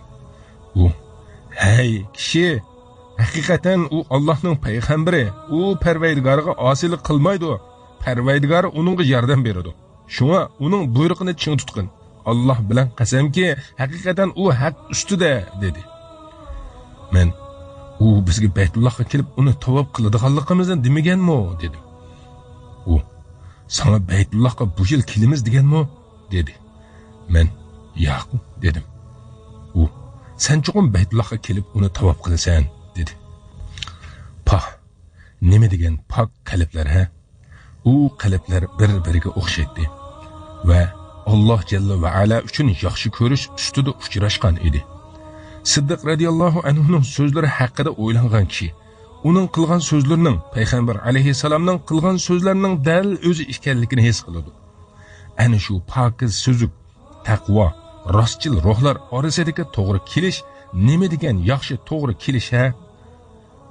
Payg'ambar alayhissalomning o'zidan keyin Abu Bakr radhiyallohu anhuning xalifa bo'ladiganligiga ishorat qilganligi. Jubayr ibn Mut'im otasidan rivoyat qilib mundaq deydi. Bir ayol payg'ambar alayhissalomning yeniga keldi. Payg'ambar alayhissalom u ayolni qaytib kelishga buyurdi. U ayol agar kelib seni topolmasam-chu, ya'ni vafot bo'lib ketsang-chu dedi. Payg'ambar alayhissalom agar meni topolmasang Abu Bakrning yeniga kelgin dedi. Hafiz ibn Hajar Fathul Bariyda mundaq deydi. Bu hadisni payg'ambar sallallohu alayhi va sallamdan keyingi xalifa Abu Bakr radhiyallohu anhu ekanligiga dalil qilish to'g'ridir. Lekin bu oshkora shaklda emas, ishorat qilish yo'li bilan bo'lgan. Bu so'z Umar radhiyallohu anhuning payg'ambar alayhissalomning hech kimni xalifa qilmaganligiga jazm qilish bilan qarshi kelmaydi. Chunki uning maqsadi bu haqda oshkora tekst borligini inkor qilishdir. Eng to'g'risini Alloh yaxshi bilguchidir. Karmoni mundaq deydi. Bu hadis bilan Abu Bakrning xalifaligiga dalil keltirildi. Imom Navaviy mundaq deydi. Payg'ambar sallallohu alayhi va sallam hech kimni oshkora labzi bilan xalifa qilmasdan vafot bo'lgan. Bu ahli sunna val jamoaning tutgan yo'lidir. Balki sahobalar xalifalikning Abu Bakrga bog'langanligiga va uning ortiqchiligi bo'lganligi uchun uni ilgari xalifa qilishga birlikka kelgan. Agar uningga yoki uningdan boshqaga oshkora tekst bo'lsa edi, dastlabida ansarlar yoki boshqalar tarafidan talash tortish bo'lmagan bo'ladi. Va tekstni bilgan kishi o'zi bilganini bayon qilgan va ular uningga murojaat qilgan bo'ladi. Lekin tekst bo'lmag'achqa ular dastlab talash tortish qildi. Ondan keyin ular Abu Bakrga birlikka keldi va ish bekitildi. Abdullah ibn Zami'a rivoyat qilib mundaq deydi. Payg'ambar sallallohu alayhi va sallamning kesili eg'irlashgan vaqtda men bir to'p kishilar ichida uning yonida edim. Uni Bilal radhiyallohu anhu namozga chaqirdi. Payg'ambar sallallohu alayhi va sallam kishilarga imom bo'lib namoz o'qib beradigan kishini buyuringlar dedi. U mundaq deydi. Ondan men, ya'ni Abdullah ibn Zami'a radhiyallohu anhu chiqdim. Shu chaqda Umar radhiyallohu anhu kishilar orasida ekan. Abu Bakr Siddiq radhiyallohu anhu yo'q ekan. Men, ey Umar, turib kishilarga namoz o'qib bergin dedim. U oldiga o'tib takbir etdi. Umar radhiyallohu anhuning ovozi yuqori odam edi. Payg'ambar alayhissalom uning ovozini anglab, Abu Bakr nada? Allah va musulmonlar uni unumaydi. Allah va musulmonlar unumaydi dedi. Ondan Abu Bakrga odam avatdi. Umar shu namozni o'qib bo'lgandan keyin Abu Bakr kelib kishilarga namozni qayta o'qib berdi. Abu Musa al-Ash'aridan rivoyat qilinudiki, u mundaq deydi. Payg'ambar alayhissalom qattiq og'rib qolgandan keyin Abu Bakrni buyuringlar, kishilarga namoz o'qib bersin dedi. Aisha radhiyallohu anha: haqiqatan u qalbi yumshoq odam. U sening o'rningda tursa kishilarga namoz o'qib berishga qodir bo'lolmaydi dedi. Yana bir rivoyatda Aisha mundaq deydi. Payg'ambar alayhissalom Abu Bakrni kishilarga namoz o'qib berishga buyuringlar deganda Aisha aytdi. Men haqiqatan Abu Bakrni sening o'rningda tursa yig'laganlikdan kishilarga qiroatni anglitolmaydi. Umarni buyurgin kishilarga namoz o'qib bersin dedim. Aisha yana aytdi. Men Hafsaga Payg'ambar alayhissalomga Abu Bakr o'rningda tursa yig'laganlikdan kishilarga qiroatni anglitolmaydi. Umarga degan kishilarga namoz o'qib bersin degan dedim. Hafsa degan edi Payg'ambar alayhissalom. Bo'ldi qil. Sizlar Yusufning hamrohlari ekansizlar. Abu Bakrni buyuringlar, kishilarga namoz o'qib bersin dedi. Aisha radhiyallohu anhadan rivoyat qilinadiki, u mundaq deydi. Payg'ambar alayhissalom kesal vaqtida menga Abu Bakrni va qarindishini menga chaqirib bergan. Men bir xat yozib beray. Chunki men xalifalikni orzu qiladigan kishining orzu qilib qilishidan, ba'zilarning men eng loyiq deyishidan ansirayman. Allah va mu'minlar Abu Bakrdan boshqani rad qiladi dedi. Ibn Abi Mulaykatan rivoyat qilinadiki, u mundaq deydi. Ayşe radiyallahu anhadan anlagan edim. U Payg'ambar alayhissalom bir kishini xalifa qilsa, kimni xalifa qiladi deb so'raldi. U Abu Bakr radiyallahu anhu ne dedi. Abu Bakr'dan qos kimni deyilgan edi. U Umarni dedi. Uzayfa radiyallahu anhudan rivoyat qilinadiki, Payg'ambar sallallohu alayhi vasallam mundoq degan: Men oranglarda qanchalik turadiganligimni bilmayman. Mendan keyin Abu Bakr va Umardan iborat ikki kishiga ergishinglar dedi. Payg'ambar sallallohu alayhi vasallam vafot bo'lishning oldidagi kasal vaqtida Abu Bakrning keynida namoz o'qiganligi ana shu ishoratlar qatoridandir. Ayşe radiyallohu anhudan rivoyat qilinadiki, u mundoq deydi: Payg'ambar sallallohu alayhi vasallam vafot bo'lgandagi kasal vaqtida Abu Bakrning keynida o'ltirib namoz o'qigan edi. Siddiq radiyallohu anhuning Payg'ambar sallallohu alayhi vasallam vafot bo'lganda mustahkam turganligi, katta hodisalar yuz berishdan burun ana shu hodisalarning yaqinda yuz berilganligini ko'rsatib beradigan odatdan tashqari ishlar va alomatlar bo'ladi. Muborak hijratning 8-yili musulmonlarga shaharlarning onasi bo'lgan Makka fathi qo'lga keldi. 9-yilda vakillar islomni iqror qilish yoki xor holda jizyat to'lash uchun keldi. Payg'ambar sallallohu alayhi vasallam elib chiqqan Jayshul Usra Rum qo'shinlarini qo'rqitdi.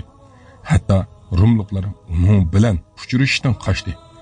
Arab yarim orli islomga bo'ysundi.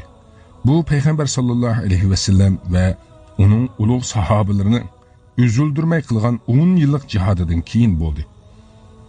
Har bir alomat Payg'ambar alayhisalomning vazifasining oxirlashganligini ko'rsatib beradi. Payg'ambar sallallohu alayhi vasallam elchilikni yetkazdi, omonatni ado qildi, ummatga nasihat qildi, g'am qayg'uni ko'taribdi. Kishilar oq yo'l ustida bo'ldi. Uning kechisi kunduzdek yo'ruq.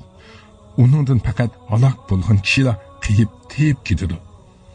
Shularning qatoridan Payg'ambar alayhisalomning ajalining yaqinlab qolganligini quritib qo'ydi. Imom Ahmad Muaz radiyallohu anhu da rivoyat qilinadiki, u mundoq deydi: Payg'ambar sallallohu alayhi vasallam Muazni Yamanga avatgan vaqtda Muazga vasiyat qilib billa chiqdi. Muaz uloqqa meniglik, Payg'ambar alayhisalom uning ulug'ining yanida menib ketyotdi. Payg'ambar sallallohu alayhi vasallam vasiyatdan forig' bo'lganda: Ey Muaz, balkim sen kelar yili men bilan uchrasholmasliging mumkin. Yoki mening bu masjidim va qabrimning yenidan o'tib qolishing mumkin dedi. Muaz Payg'ambar alayhisalomdan ayrilishga chidamay yig'lab ketdi. Ondan Payg'ambar alayhisalom Madina tarafga yuzini qilib, insonlarning menga eng yaqini kim bo'lsin, nada bo'lsin, taqvodorlardir dedi. Shu alomatlardan biri shuki, Payg'ambar sallallohu alayhi vasallam har yili Ramazonda 10 kun itkof qiladi. Oxirgi yili 20 kun itkof qildi. Jibril alayhisalom uning bilan Ramazonda Qur'onni bir qatim o'tkazishdi. Oxirgi yili 2 qatim o'tkazdi. Hijriyaning 10-yili hajga chiqdi va mendan haj qoidalarini o'rganib olinglar. Balki men bu yildan keyin sizlar bilan uchrasholmasligim mumkin dedi. Va kishilar bilan xo'shlashishga boshladi. Payg'ambar sallallohu alayhi vasallamga: Bugun sizlarning dininglarni butun qildim. Sizlarga ne'matimni tamom qildim. Islom dinini sizlarning dininglar bo'lishga tanladim degan oyat tushdi. Sura Maida 3-oyatning bir qismi. Ana shu kuchli ishoratlardan biri Abu Said al-Khudri radiyallohu anhu rivoyat qilinadiki, u mundoq deydi: Payg'ambar sallallohu alayhi vasallam xutba o'qib, Allah bir bendiga dünya ve Allah'ın huzuridagi narsalar orasida tanlash ixtiyorligi berdi. U benda Allah'ın huzuridagi narsalarni tanladi dedi. Abu Bakr yig'lab ketdi. Biz uning Payg'ambar sallallohu alayhi vasallamning ixtiyorlik berilgan bir benda to'g'riliq xabar berganligi uchun yig'liqiniga ajablandim. Payg'ambar alayhissalom ixtiyorlik berilgan kishi ekan. Abu Bakr radiyallohu anhu eng olimimiz ekan. Onamiz Ayşe radiyallohu anha bizga Payg'ambar alayhissalomning kesalining qanday boshlanganligini rivoyat qilib mundoq deydi: Payg'ambar alayhissalom bir kuni vaqtdagi bir jinoza namozidan qaytib kelib, meni beshim og'riyotgan holatda topdi. Men voy beshim deb tapdim. Payg'ambar alayhissalom: Ey Ayşe, balki mening voy beshim deb yana mundoq dedi: agar sen mendan burun vafot topsang, men seni yusam, seni kiyib ellasam, sening namozingni o'qisam va seni dafn qilsam, sana nima ziyon? Men Alloh bilan qasamki, xuddi men bilan billa turgandek, agar shunday qilgan bo'lsam, uyimga qaytib berib, u yerda ba'zi ayollaring bilan to'y kechini o'tkazatding dedi. Oysha aytdi. Payg'ambar sallallohu alayhi vasallam pisingda kulib qo'ydi. Ondan keyin uning vafot bo'lgan kesili boshlandi. يهنأ فؤادي كلما سمع النداء وأقبل. Hürmetlik anlıqçılar, bu qatımlıq anlatışımız muşu yerde ahırlaştı. Sizlerine büyük Allah'ın amallıqı tavşırımız. Allah'a emanet. به في عزة تسمو به للعالية. نوحي حمام فهذا القلب نواح. Hürmetlik azizler, tövende Peygamber aleyhisselam'ın sahabeleri namlıq kitabının huzuruna sunumuz.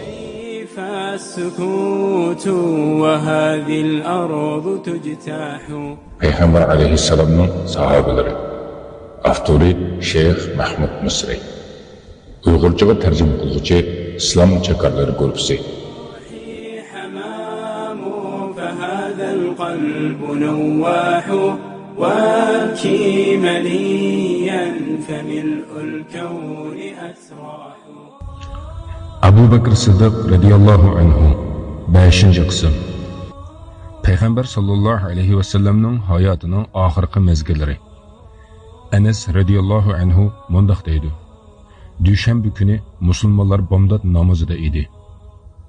Abu Bakr radiyallohu anhu kishilarga namoz o'qib berayotdi. Payg'ambar alayhissalomning Oysha radiyallohu anhaning hujrasining pardasini ko'tarishi ularga tuyuqsiz bilindi. Payg'ambar sallallohu alayhi va sallam ularga qaradi. Ular namoz saflarida edi.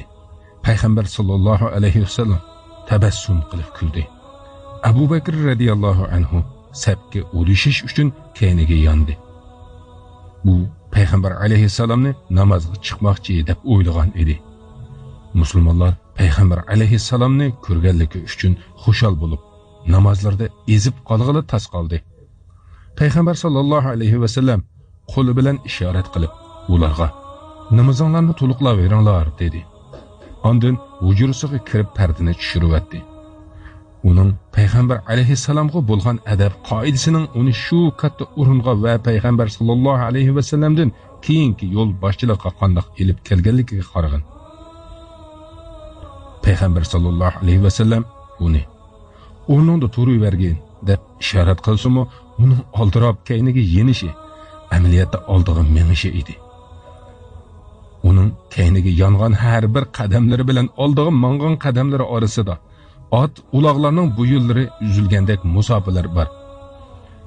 Eng to'g'risini Alloh bilguchidir.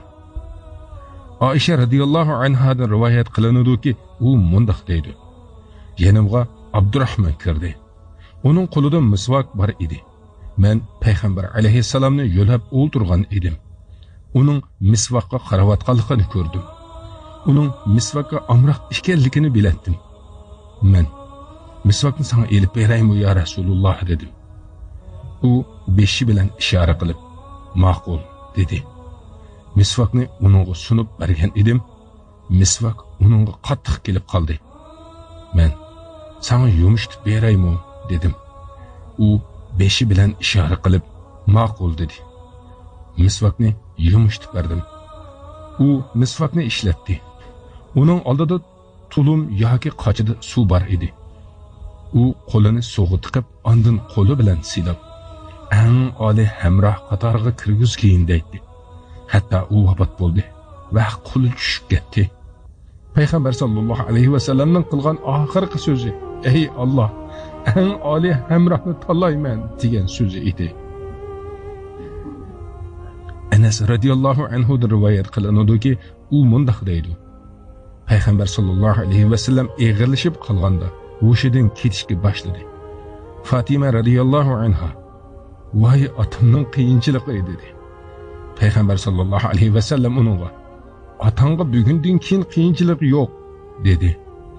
Payg'ambar sallallohu alayhi vasallam vafot bo'lgan vaqtda Fatima radhiyallohu anha chaqirgan Parvardigoriga ovoz qo'shgan dadam, o'rni Firdavs jannati bo'lgan dadam, dadam, Jibrilga o'lim xabarini yetkazimiz dedi. Payg'ambar sallallohu alayhi vasallam dafn qilinganda Fatima radhiyallohu anha Allah'ның payg'ambarning ustiga to'piq qo'yishga ko'ngillar unamdi dedi. Ayşe radhiyallohu anha mundaq deydi. Payg'ambar sallallohu alayhi vasallam yurkim bilan kekirdikim o'tirisiga yo'linib vafot bo'ldi. Men uni maydamga yo'laklik edim. Uning qo'li yoki barmog'ini ko'tarilganligini ko'rdim. Ondan u balki eng oliy hamrohni dedi. Men uni bizni tanlamaydiganligini bildim. Anas radhiyallohu anhu rivoyat qilinudiki, u mundaq deydi. Payg'ambar sallallohu alayhi vasallam Madinaga kirgan kuni Madinadagi hamma narsa yo'rib ketgan edi. U vafot bo'lgan kuni Madinadagi hamma narsa qorong'u bo'lib ketdi. Biz payg'ambar sallallohu alayhi vasallamni dafn qilishdan qo'llarimizni qoqmay turib, qalblarimizni ayibladik. Hafiz ibn Rajab rahimahulloh mundaq deydi. Payg'ambar sallallohu alayhi vasallam vafot bo'lganda kishilar ikkilanib qoldi. Ularning ichida hang-tang qilib elishtirilgan kishilar bo'ldi. Ularning ichida o'z o'rnida o'ltirib qolib, o'ri turolmaganlarmi bor edi. Ularning ichida tili tutilib qolib, so'zlay olmaganlarmi bo'ldi. Ularning ichida payg'ambar sallallohu alayhi vasallamning vafotini butunlay inkor qilib, uningga vahiy keldi deganlarmi bo'ldi. Siddiq radhiyallohu anhuning maydoni. Kimki Abu Bakrning eng tabriklashga tegishli vaqtidagi jazmiyatni ko'rishni xolasa, kimki osmonlar va zaminning boshqaruvchisi bo'lgan zot Allohga tutishgan eng ustun jazmiyatni ko'rishni xolasa, payg'ambar sallallohu alayhi vasallam eng oliy hamroh tarafga chaqirilgan. Payg'ambar sallallohu alayhi vasallam bu chaqiriqqa ovoz qo'shgan. Hayotliq va tiriklar yenidan safar qilgan, yana vafot bo'lgan kundagi bu jazmiyatga qarasin. Ana shu kunda bu guhar oshkora bo'ldi. Ojizlashmasdan hammani besib tushadigan, bearam bo'lmasdan o'zini tutib oladigan, zarbiga uchirganda ig'irlab qolmaydigan, balki o'z mas'uliyati va majburiyatlarini ko'tarish uchun kuchli, to'g'ri, mustahkam holda tek turadigan jazmiyat oshkora bo'ldi. Payg'ambar sallallohu alayhi vasallam vafot bo'lgan kuni Abu Bakr Siddiq radhiyallohu anhuning jazmiyati undan boshqalar qodir bo'lolmaydigan darajada mustahkam turdi. Ayşe radhiyallohu anha rivoyat qilinadiki, u mundaq deydi.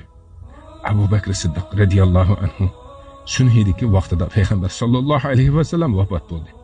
Ondan Umar turib, Alloh bilan qasamki payg'ambar alayhissalom vafot bo'lmadi dedi. Ayşe radhiyallohu anha mundaq deydi. Umar, Alloh bilan qasamki qalbimda shuningdan boshqa narsa yo'q. Uni Alloh chuqum avatidi. Ondan u kishilarning qo'llarini, putlarini kesidi dedi. Ondan Abu Bakr Siddiq radhiyallohu anhu kelib payg'ambar alayhissalomning yuzini echib uni so'ydi. Ondan otamni barobar desan, sen hayot bo'lsangmi, vafot bo'lsangmi poksan, jinim qulida bo'lgan zot bilan qasamki, Alloh sana ikki o'limni hargiz tetitmaydi dedi. Ondan chiqib, ey qasam qilg'ichi to'xtab turg'in dedi. U Umar radhiyallohu anhuni demoqchi edi. Abu Bakr radhiyallohu anhu so'z qilgan vaqtda Umar radhiyallohu anhu o'ltirdi. Abu Bakr Siddiq radhiyallohu anhu Allohga hamd sano etdi va bilinglarki, kimki Muhammadga ibodat qilgan bo'lsa, Muhammad alayhissalom vafot bo'ldi. Kimki Allohga ibodat qilgan bo'lsa, Alloh mangu hayotdir, u o'lmaydi dedi. Va sen haqiqatan o'lasan, ularmi haqiqatan o'ladi. Va yana Muhammad faqat bir payg'ambardir. Uningdan burun ko'p payg'ambarlar o'tdi. Ularning ba'zilari o'z ajali bilan o'lgan, ba'zilari boshqalar tarafidan o'ldirilgan. U vafot bo'lsa yoki o'ldirilsa, orqonlarga yenib olamsizlar. Yana iymondan yenib murtad bo'lamsizlar. Kimki orqasiga yenib oladi ekan, yana murtad bo'ladi ekan, u Allohga qilchi ziyon yetkazolmaydi. Alloh shukr qilguvchilarni mukofotlaydi. Sura Ali Imron 144-oyat. Dedi. Kishilar buğuldab yig'lashga boshladi. Ibn Abbas radiyallohu anhu mundaq deydi. Abu Bakr radiyallohu anhu bu oyatni o'qiganga qadar xuddi kishilar Allohning bu oyatni tushirganligini bilmagandek, bu oyatni Abu Bakr radiyallohu anhudan topshirib olgandek bo'lib qoldi. Hamma kishining shu oyatni o'qiganligini anglab, Umar radiyallohu anhu mundaq deydi. Abu Bakr radiyallohu anhuning bu oyatni o'qiganini anglab turib qoldim. Hattoki ikki putim meni ko'tarolmay qoldi. Abu Bakr radiyallohu anhuning bu oyatni o'qiganligini anglab yerga yiqilib tushdim.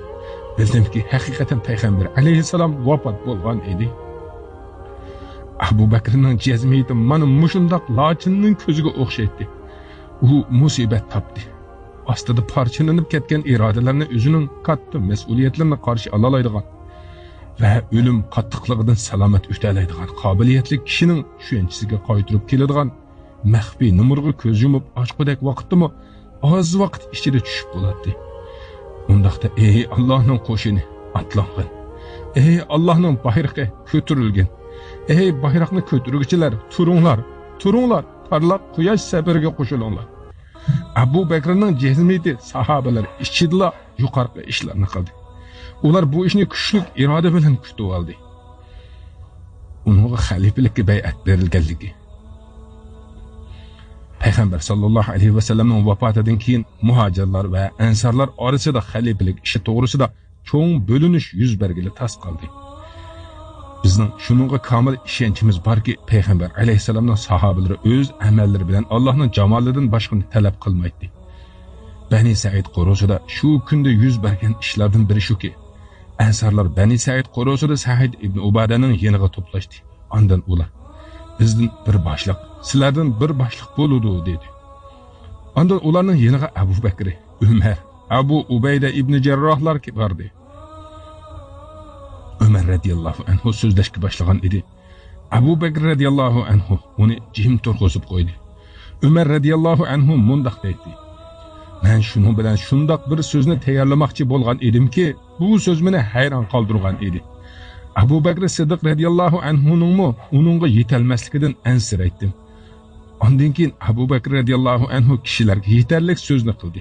U so'zida biz boshliq, sizlar vazir, yordamchi bo'lasizlar dedi.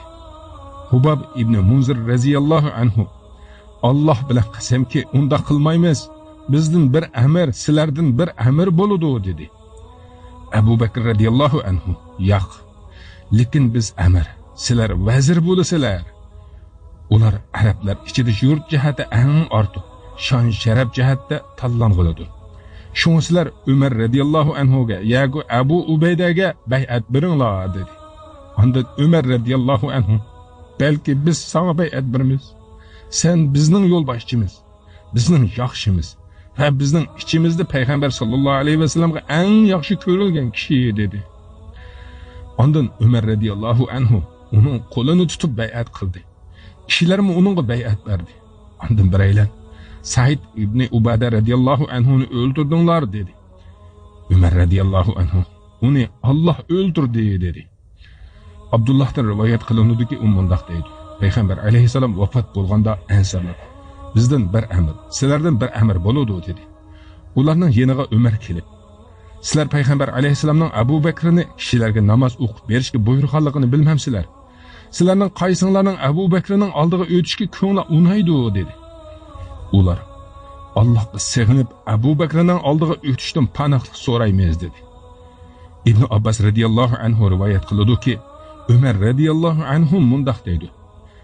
Mening oldiga chiqirilib o'ldirilganligim men uchun orasida Abu Bakr bahar qavmlarning oldiga o'tishdan suyumlikroqdir.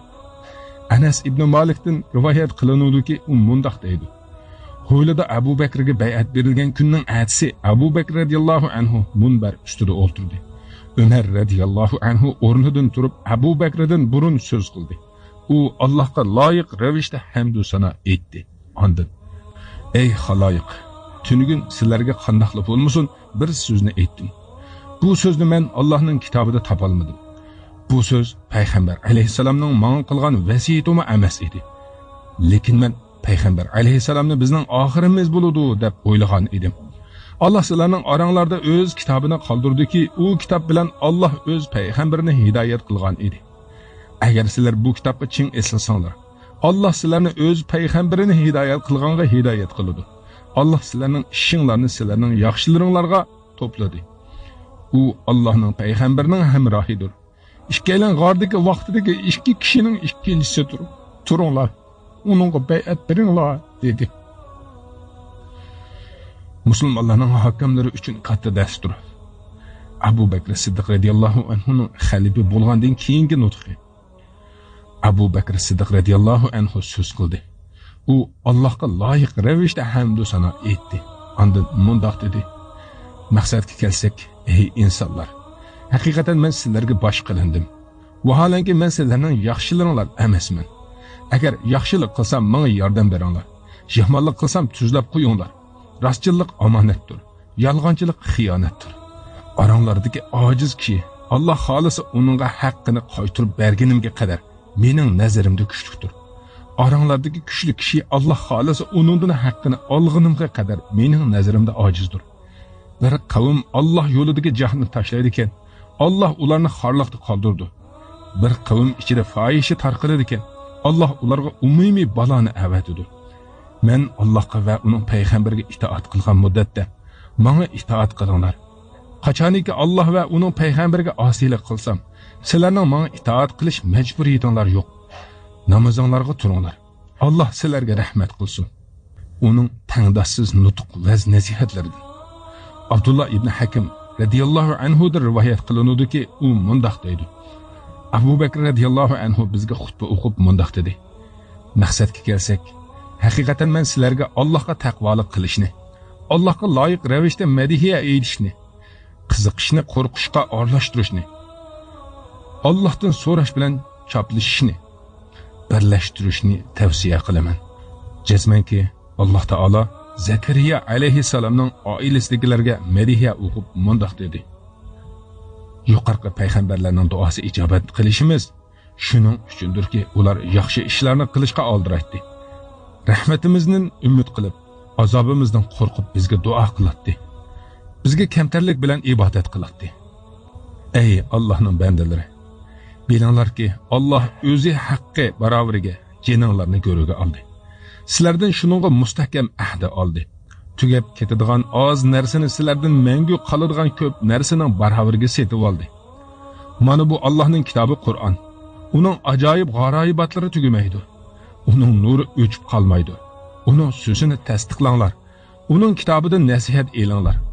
Uningdan qiyomat kuni uchun nur elib olinglar. Alloh sizlarni faqatla o'ziga ibodat qilish uchun yaratdi. Sizlarga Allohning dargohida hurmatlik, sizlarning so'zinglarni va amallaringlarni yezib turadigan, qilmishlaringlarni bilib turadigan farishtalarni mas'ul qildi. Ey Allohning bandalari, bilinglarki, haqiqatan sizlar o'zinglarmi bilmaydigan ajal ichida atigan va kechni qilasizlar.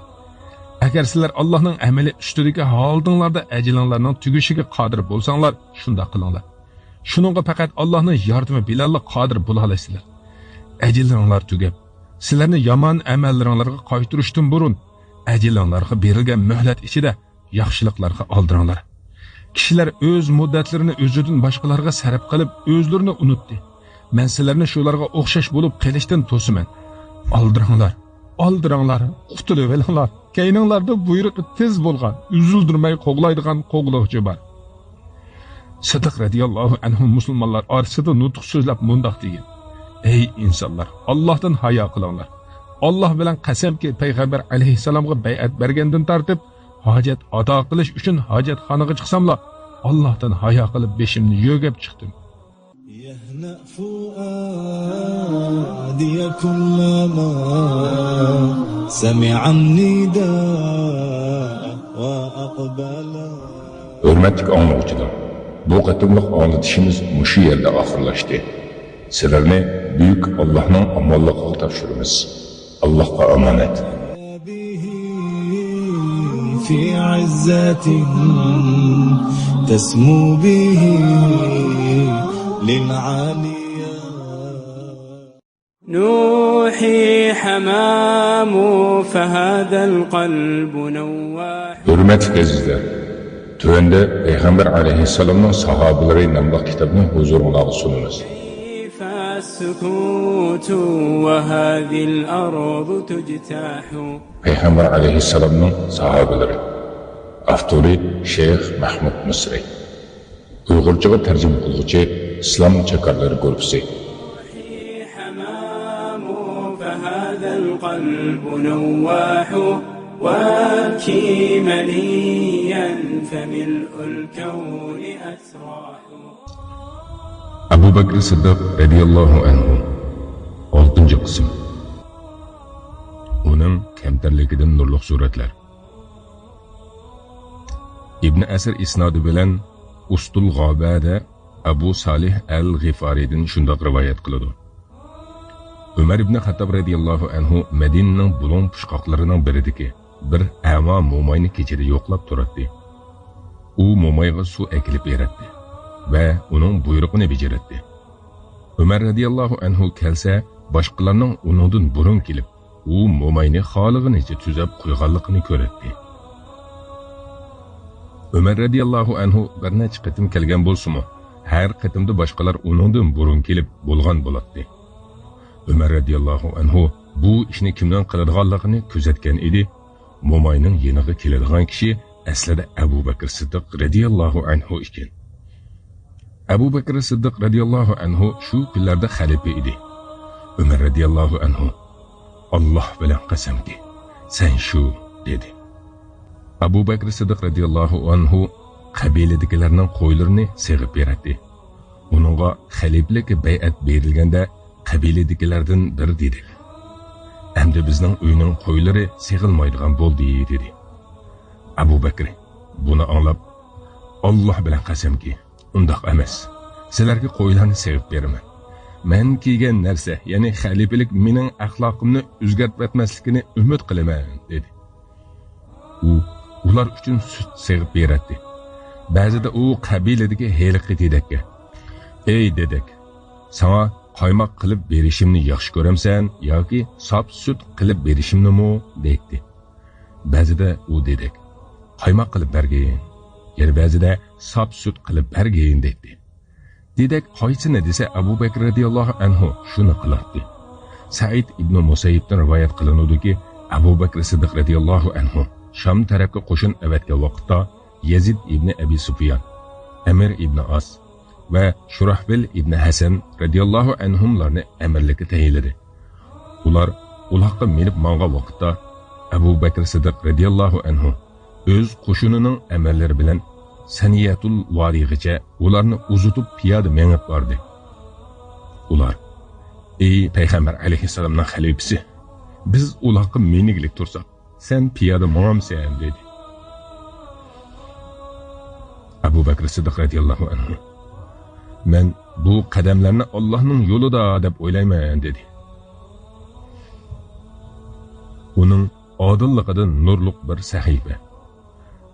Mana bu odillikdan nurliq bir suratki, uni biz musulmonlarning ishidan cho'ng bo'lsin, kichik bo'lsin, biror ishiga ega bo'lganlarga sovg'a qilamiz. Siddiq radiyallohu anhuning odilligi jumlasidan shuki, u fuqarolarining orasida biror narsa berishda va taqsimlashda o'xshash qiladi. U ularning ba'zisining yaxshilikda oldida turganligiga oxiratda mukofot beriladi deb hisoblaydi. Aisha radiyallohu anhadan rivoyat qilinadiki, u mundoq deydi: "Dadam birinchi yili g'animat taqsimladi.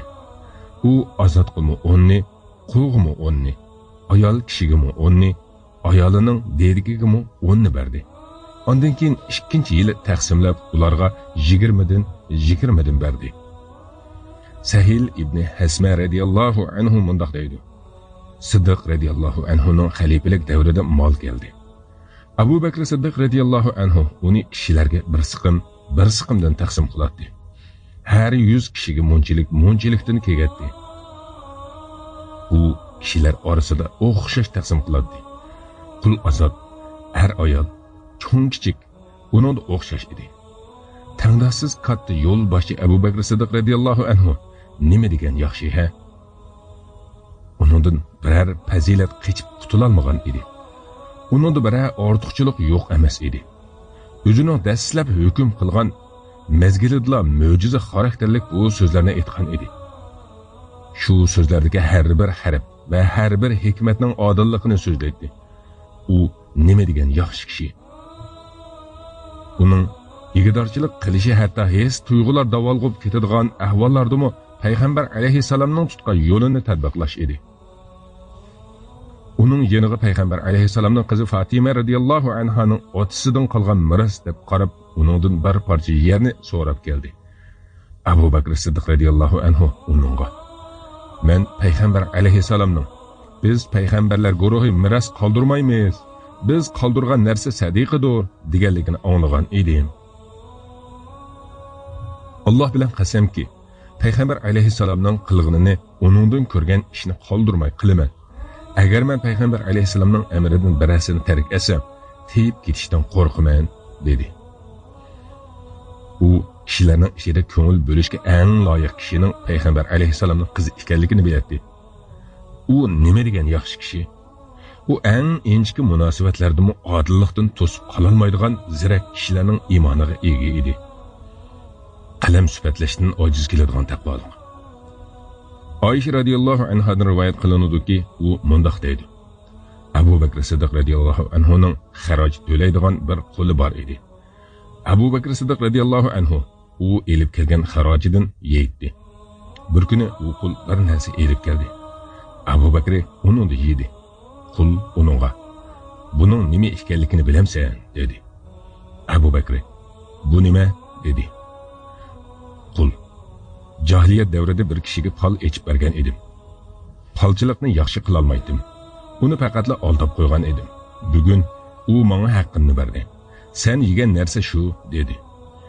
Abu Bakr radhiyallohu anhu qo'lini eg'iziga tiqib, qo'rsiqidagi hamma narsani qusuvatdi. Zayd ibn Arqam radhiyallohu anhudan rivoyat qilinadiki, u mundaq deydi: Abu Bakr Siddiq radhiyallohu anhuning bir qo'li bor edi. U Abu Bakr radhiyallohu anhuga g'alla topshirdi. Bir kechasi u Abu Bakr radhiyallohu anhuga tamoq elib keldi. Abu Bakr Siddiq radhiyallohu anhu uningdan bir tishlam yedi. Qul uningga: "Sana nima bo'ldi? Har kecha mendan nadin akelganligimni so'raydim. Bu kecha nimishqa so'ramaysan?" dedi. Abu Bakr Siddiq radhiyallohu anhu: "Buningga ochliq sabab bo'ldi. Buni nadin elib kelding?" dedi. Quli: "Jahiliyatda bir to'p kishilarning yenidan o'tib, ularga dam selib qo'ygan edim. Ular menga haq berishga va'da qilgan edi. Bugun ularning yenidan o'tsam, ularning to'yi bo'lgan ekan, ular menga haqqimni berdi", dedi. Abu Bakr Siddiq radhiyallohu anhu: "Meni halok qilg'ili tas qilibsan", dedi-da, qo'lini eg'iziga tiqib qusmoqchi bo'ldi-yu, tamoq chiqmadi. Uningga: "Bu tamoq suv bo'lmasa chiqmaydi", deyilgan edi. U qachida suv akeldirib qusish uchun tirishishga boshladi. Hatto tamoqni qusib yondiribdi. Uningga: "Alloh sana rahmat qilsin. Buning hammasi mushu bir tishlam tamoq uchun", deyilgan edi.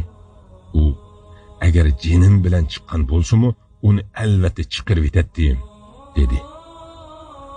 Uning qalbining yumshoqligi va uning yig'ilishi. Anas radhiyallohu anhu rivoyat qilib mundaq deydi: Payg'ambar sallallohu alayhi va sallam vafot bo'lgandan keyin Abu Bakr Umarga: "Yura, Payg'ambar alayhissalomni Ummu Ayman radhiyallohu anhani yo'qlagandek, bizmi uni yo'qlab kelaylik", dedi. Ular Ummu Aymanning yeniga yetib borganda Ummu Ayman yig'lab ketdi. Ular uningga: "Nimaga yig'laysan? Allohning huzuridagi narsa payg'ambar alayhissalom uchun yaxshi", dedi. U: "Allohning huzuridagi narsa payg'ambar alayhissalom uchun yaxshi ekanligi uchun yig'lamayman. Lekin osmondan vahiyning uzilib qolganligiga yig'layman", dedi. Shuning bilan u ikkalanini yig'ga qistab qo'ydi. Ularmi uning bilan yig'lashga boshladi. Ayşe radhiyallohu anhadan hijrat to'g'risida rivoyat qilingan uzun hadisda mundaq deyilgan: Abu Bakr Siddiq radhiyallohu anhuga bir uy keldi. U uyning hovlisiga bir masjid soldi. U masjid ichida namoz o'qiydi va Qur'on o'qiydi. Mushriklarning bolalari va ayollari undan Qur'on tinglash uchun qistilishib ketirdi. Ular uningga hayron qoladi va qaraydi. Abu Bakr Siddiq radhiyallohu anhu ko'p yig'laydigan kishi edi. Qur'on o'qisa ko'zini boshqarolmaydi. Uning dunyoga va dunyoning tugab ketadigan zibu zinnatlarga qiziqmasligi. Zayd ibn Arqamdan mundoq rivoyat qilinadi. Abu Bakr Siddiq radhiyallohu anhu suv talab qildi. Uningga ichida suv va hasal bor qochi keltirildi. U qochini eg'iziga yaqin akilibla yig'lab ketdi va atrofidagi kishilarni yig'ildi fatdi. U yig'idan to'xtagan edi, ular to'xtamadi. Ondan u yana qayta yig'ladi. Hatto ular uningdan so'ray olmaydiganligini o'yladi. Ular sening bundoq yig'ilishingga nima sabab bo'ldi dedi. U men payg'ambar alayhissalom bilan birga edim.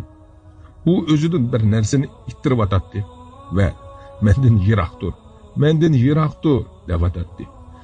Men uni bilan hech kimni ko'rmaydim. Men ey Allohning payg'ambari, sening bir narsani ittirib atganligingni ko'rdim. Sen bilan hech kimni ko'rmayman-ku dedi. Payg'ambar alayhissalom bu dunyo menga ichidagi narsalar bilan birga paydo bo'ldi. Men unga mendan yiroqdir desam, u keyniga yondi va bilginki, Alloh bilan qasamki, sen mendan qutulgan bo'lsangmi, sendan keyingi kishi mendan qutula olmaydi degan edi. Men dunyoning menga yetishib olgan bo'lishidan qo'rqdim. Meni yig'latayotgan narsa shu dedi. Uning Usama radhiyallohu anhuning qo'shinini avatishi. Payg'ambar alayhissalomning vafotidan keyin arab qabilalarining ko'plari islomdan yondi. Xuddi Ammar ibn Yasir radhiyallohu anhu sifatlagandek, sahobalarmo podijsiz qo'yga o'xshab qolgan edi. Uning tushuntirishiga asosan Madinaliklarga uzukdinmi tar bo'lib qolgan edi. Siddiq muborak xalifalikni Usama ibn Zaydning qo'shinini mongdirish bilan boshladi. Payg'ambar alayhissalom vafot bo'lishidan ilgari Usamani Xuzoa qabilalarini musulmonlar qo'shiniga qarshi rumliklar bilan do'stlashganligi uchun adablashga buyurgan edi. Ibn Kasir rahimahulloh mundoq deydi. Bu Usama ibn Zayd radhiyallohu anhu qo'shinini mongdirish to'g'risidagi bo'lim. Ularni payg'ambar alayhissalom Zayd ibn Harisa, Ja'far ibn Abu Talib, Abdullah ibn Ravaha radhiyallohu anhumlar qatorliqlar shahid qilingan. Shamning Balqa chegaralariga berib, u ziminlarga hujum qilishga buyurgan. Ular yayloqqa chiqib shu yerda chetir tikkan. Ularning orasida Umar ibn Xattobmi bor edi. Aytilishicha, Abu Bakr Siddiq radhiyallohu anhu bor ekan. Uni payg'ambar alayhissalom namoz uchun ayirib elib qolgan. Payg'ambar alayhissalomning kesili eg'irlashib qolganda, ular shu yerda turib qolgan. Payg'ambar alayhissalom vafot bo'lgandan keyin ahvol yomonlashib, vaziyat keskinlashdi. Madinada munofiqlik oshkor bo'ldi. Madina atrofidagi arab qabilalaridan murtad bo'lganlar dindan yondi. Yana bir turkum kishilar Siddiq radhiyallohu anhu ga zakot berishdan bosh tortdi. Makka va Madinadan boshqa shaharlarda juma o'qiydiganga o'rin qolmadi. Sahihul Buxoriyda Ibn Abbas radhiyallohu anhu rivoyat qilganda, kishilar islomga qaytgandan keyin tunji juma o'qilgan yeza Bahraynning Juvays degan yezasi edi. Taifdagi Saqib qabilasi islomda mustahkam turdi. Ular qochmadi ham murtad bo'lmadi. Maqsad shuki, bu ishlar yuz bergan chaqda nurg'un kishilar Abu Bakr radhiyallohu anhu ga bu qo'shinga texmi muhim ishda muhday bo'lganligi uchun Usama ibn Zayd radhiyallohu anhu qo'shinini mongdirmaslik maslahatini berdi. Chunki u qo'shin tinch vaqtda tayyorlangan edi. Abu Bakr radhiyallohu anhu ga bu maslahatni bergan kishilar qatorida Umar ibn Xattob radhiyallohu anhu bor edi. Abu Bakr Siddiq radhiyallohu anhu Usama ibn Zayd qo'shinini yo'lga solmaslik maslahatini qattiq rad qildi va bosh tortdi. U Alloh bilan qasamki, payg'ambar alayhissalom chekkan tugunni yeshmayman. Agar Madina tarafdagi qushlar va yirtqich hayvonlar bizni elib ketsin, itlar mu'minlarning onalarining putlaridan so'rab yursin, chuqum Usamaning qo'shinini tayyorlayman va qo'g'dug'ichilarni Madinaning atrofida turishga buyurayman dedi. Vaziyat shundoq vaqtda bu qo'shinning chiqishi cho'ng bir yaxshilik bo'ldi. Ular arab qabilalarining qaysisining yenidan o'sa, u qabilalar bu qo'shindan qo'rqib ketadi. Ular bu qo'shin zo'r kuch-quvvati bor bir qavmning orasidan chiqibdi deyshadi. Ular 40 kun turdi. 70 kun turgan degan rivoyatmi bor. Ondan keyin ular to'liq muvaffaqiyat bilan qaytib keldi. Ondan Abu Bakr Siddiq radhiyallohu anhu ularni murtadlar va zakotni bermaguvchilarga qarshi urush qilish uchun tayyorlangan qabilalar bilan tayyorladi. Ondan Abu Bakr Siddiq radhiyallohu anhu qo'shinining yeniga keldi va ularni uzutib qo'ydi. Abu Bakr piyoda, Usama radhiyallohu anhu uloq ustida edi. Abdurrahman ibn Avf Abu Bakr Siddiq radhiyallohu anhuning ulug'ini yetilab mangan edi. Abu Bakrga Usama radhiyallohu anhu: "Ey Allohning elchisining xalifasi, Alloh bilan qasamki, senmi uloqqa minishing kerak yoki men uloqdan tushishim kerak" dedi. Abu Bakr Siddiq radhiyallohu anhu: "Alloh bilan qasamki, senmi tushmaysan. Alloh bilan qasamki, menmi minmayman. Ikki putimni Alloh yo'lida birdam to'pa qilsam, nima bo'pti? G'azot qilg'ichi uchun har bir bosgan qadami sababli 700 yaxshilik yeziladi. Darajasi 700 daraja ko'tariladi va uningdan 700 xatolik o'chiriladi" dedi. U to'xtagan chog'da: "Agar Umar radhiyallohu anhu orqali menga yordam qilishni to'g'ri ko'rsang, shunda qilgan bo'lsang" dedi. Usama radhiyallohu anhu uning ruxsat qildi. Siddiq radhiyallohu anhu qo'shinga uzuq tulikning yaxshisini berishni buyurdi. U tarix islomdan boshqasida uningdan muadil, yaxshi, sharaflikroqini ko'rib boqmagan jang dasturini sizib berish uchun to'xtadi. U to'xtab qo'shindikilarga: "Ey xaloyiq, to'xtanglar. Sizlarga 10 ishni vasiyat qilaman. Mendan bularni yodlab olinglar" dedi. Birinchi, omonatga xiyonat qilmanglar. Ikkinchi, g'animatga xiyonat qilmanglar. Uchinchi, aldamchilik qilmanglar. To'rtinchi, dushmanlarning a'zolarini kesmanglar. Beshinchi, kichik bolalarni, qarilarni va ayol kishini o'ldirmanglar. Oltinchi, xurmo daraxtlarini kesib tashlamanglar. Yettinchi, xurmo daraxtlarini ko'ydirmanglar. Sakkizinchi, mevalik daraxtlarni kesmanglar.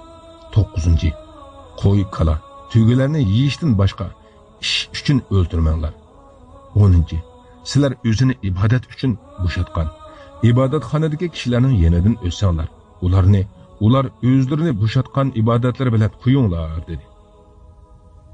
Usama radhiyallohu anhuning qo'shini payg'ambar alayhisalomning buyrug'ini ijro qilish uchun Allohning omonligi ishida yurib ketdi. U qo'shin murtad bo'lishni iroda qilgan bir qavmning yenidan o'sila ular. Agar bularning yeni musulmonlarning kuch-quvvati bo'lmagan bo'lsa, ularning yenidan bunchalik kishilar chiqmagan bo'ladi. Biz ularni rumluqlar bilan uchrashqicha qo'yib turaylik. Agar rumluqlar g'alaba qilsa, ular bizni urushdan saqlab qolgan bo'ladi. Agar Usama g'alaba qilsa, islom mustahkamlangan bo'ladi, deyshadi. Allohning fazli bilan Usamaning qo'shini g'alaba qilib rumluqlarni mag'lub qildi va o'ldirdi va salomat qaytib keldi. Shuning bilan ular islomda mustahkam turdi. Ana shu islomning kofir va mushriklarga hatto iymon va axloq qonunlariga bo'ysunmaydigan janglardimi rahim qilganligidir. Haqiqatan u nurliq bir suratki. Uni biz islom faqat zo'ravonlik va terrorlik bilan tarqalgan deydigan har bir kishiga sovg'a qilamiz. يهنأ فؤادي كلما سمع النداء وأقبل. Hürmetlik anlıqçılar, bu qatımlıq anlatışımız muşu yerde ahırlaştı. Sizlerine büyük Allah'ın amallıqı tavşırımız. Allah'a emanet. في عزة تسمو به للعالية. نوحي حمام فهذا القلب نواح. Hürmetlik azizler, tövende Peygamber aleyhisselam'ın sahabeleri namlıq kitabını huzuruna sunumuz. كيف السكوت وهذه الأرض تجتاح. Peygamber aleyhisselam'ın sahabeleri. Avtori Şeyh Mahmud Misri. Uyg'urchaga tarjima qiluvchi Islom chakarlari guruhi. حمام فهذا القلب نواح وابكي منيا فملء الكون أسراح. Abu Bakr Siddiq radhiyallohu anhu 7. qism. Siddiq radhiyallohu anhuning murtadlar jangidagi maydoni. Imom Zahabi mundoq deydi: Payg'ambar alayhissalomning vafot bo'lganlik xabari atroflarga tarqaganda arablardan nurg'un kishilar islomdan yenib oldi va zakot bermadi. Abu Bakr Siddiq radhiyallohu anhu ularga qarshi jang qilishga qaror qildi. Ömer ibn Xattob radiyallohu anhu va boshqalar uningga ular bilan jang qilishdan yenish maslahatini berdi. Abu Bakr Siddiq radiyallohu anhu: Alloh bilan qasamki, agar ular payg'ambar alayhissalomga topshirayotgan bir tal arg'amchini menga bermasa, uning uchun ular bilan jang qilaman, dedi.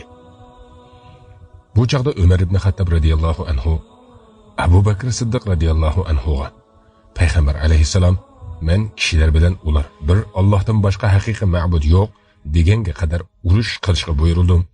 Kimki bir Allohdan boshqa haqiqiy ma'bud yo'q desa, mendan jinini va milini qo'dab qolgan bo'ladi. Faqat u so'zining haqqi bilan saqlab qola oladi. Uning hisobi Allohgadir degan tursa, qandoqmi ular bilan jang qilasan, dedi. Abu Bakr Siddiq radiyallohu anhu: Alloh bilan qasamki, agar ular payg'ambar alayhissalomga topshirib kelayotgan bir kishi o'g'loqni, ya'ni bir rivoyatda bir tal arg'amchini menga bermasa, uni bermaganligi uchun ular bilan jang qilaman. Shak shubhasizki zakot molning haqqidir. Alloh bilan qasam, namoz bilan zakotning o'tirisini ayirgan kishi bilan jazman urush qilaman, dedi. Umar radiyallohu anhu mundoq deydi: Alloh taolo Abu Bakrning qalbini urushga ichayotganligini bilibla uni haq deb tunudi. Umar ibn Xattob radiyallohu anhu degan so'zlar ichida: Ey payg'ambar alayhissalomning xalifasi, kishilar bilan ulpatlashgin, ularga mehribon bo'lgin degan so'zlar bor edi. Uningga Abu Bakr Siddiq radiyallohu anhu javob berib: Sening menga yordam berishingni umid qilgan edim. Sen meni yordamsiz tashlab qo'yg'ili kepsan. Jahiliyatda zo'ravon kishi islomda qo'rqinchoqmi? Haqiqatan vahiy uzildi. Din komil bo'ldi. Ajabo men tirik turib din ojizlashamdi?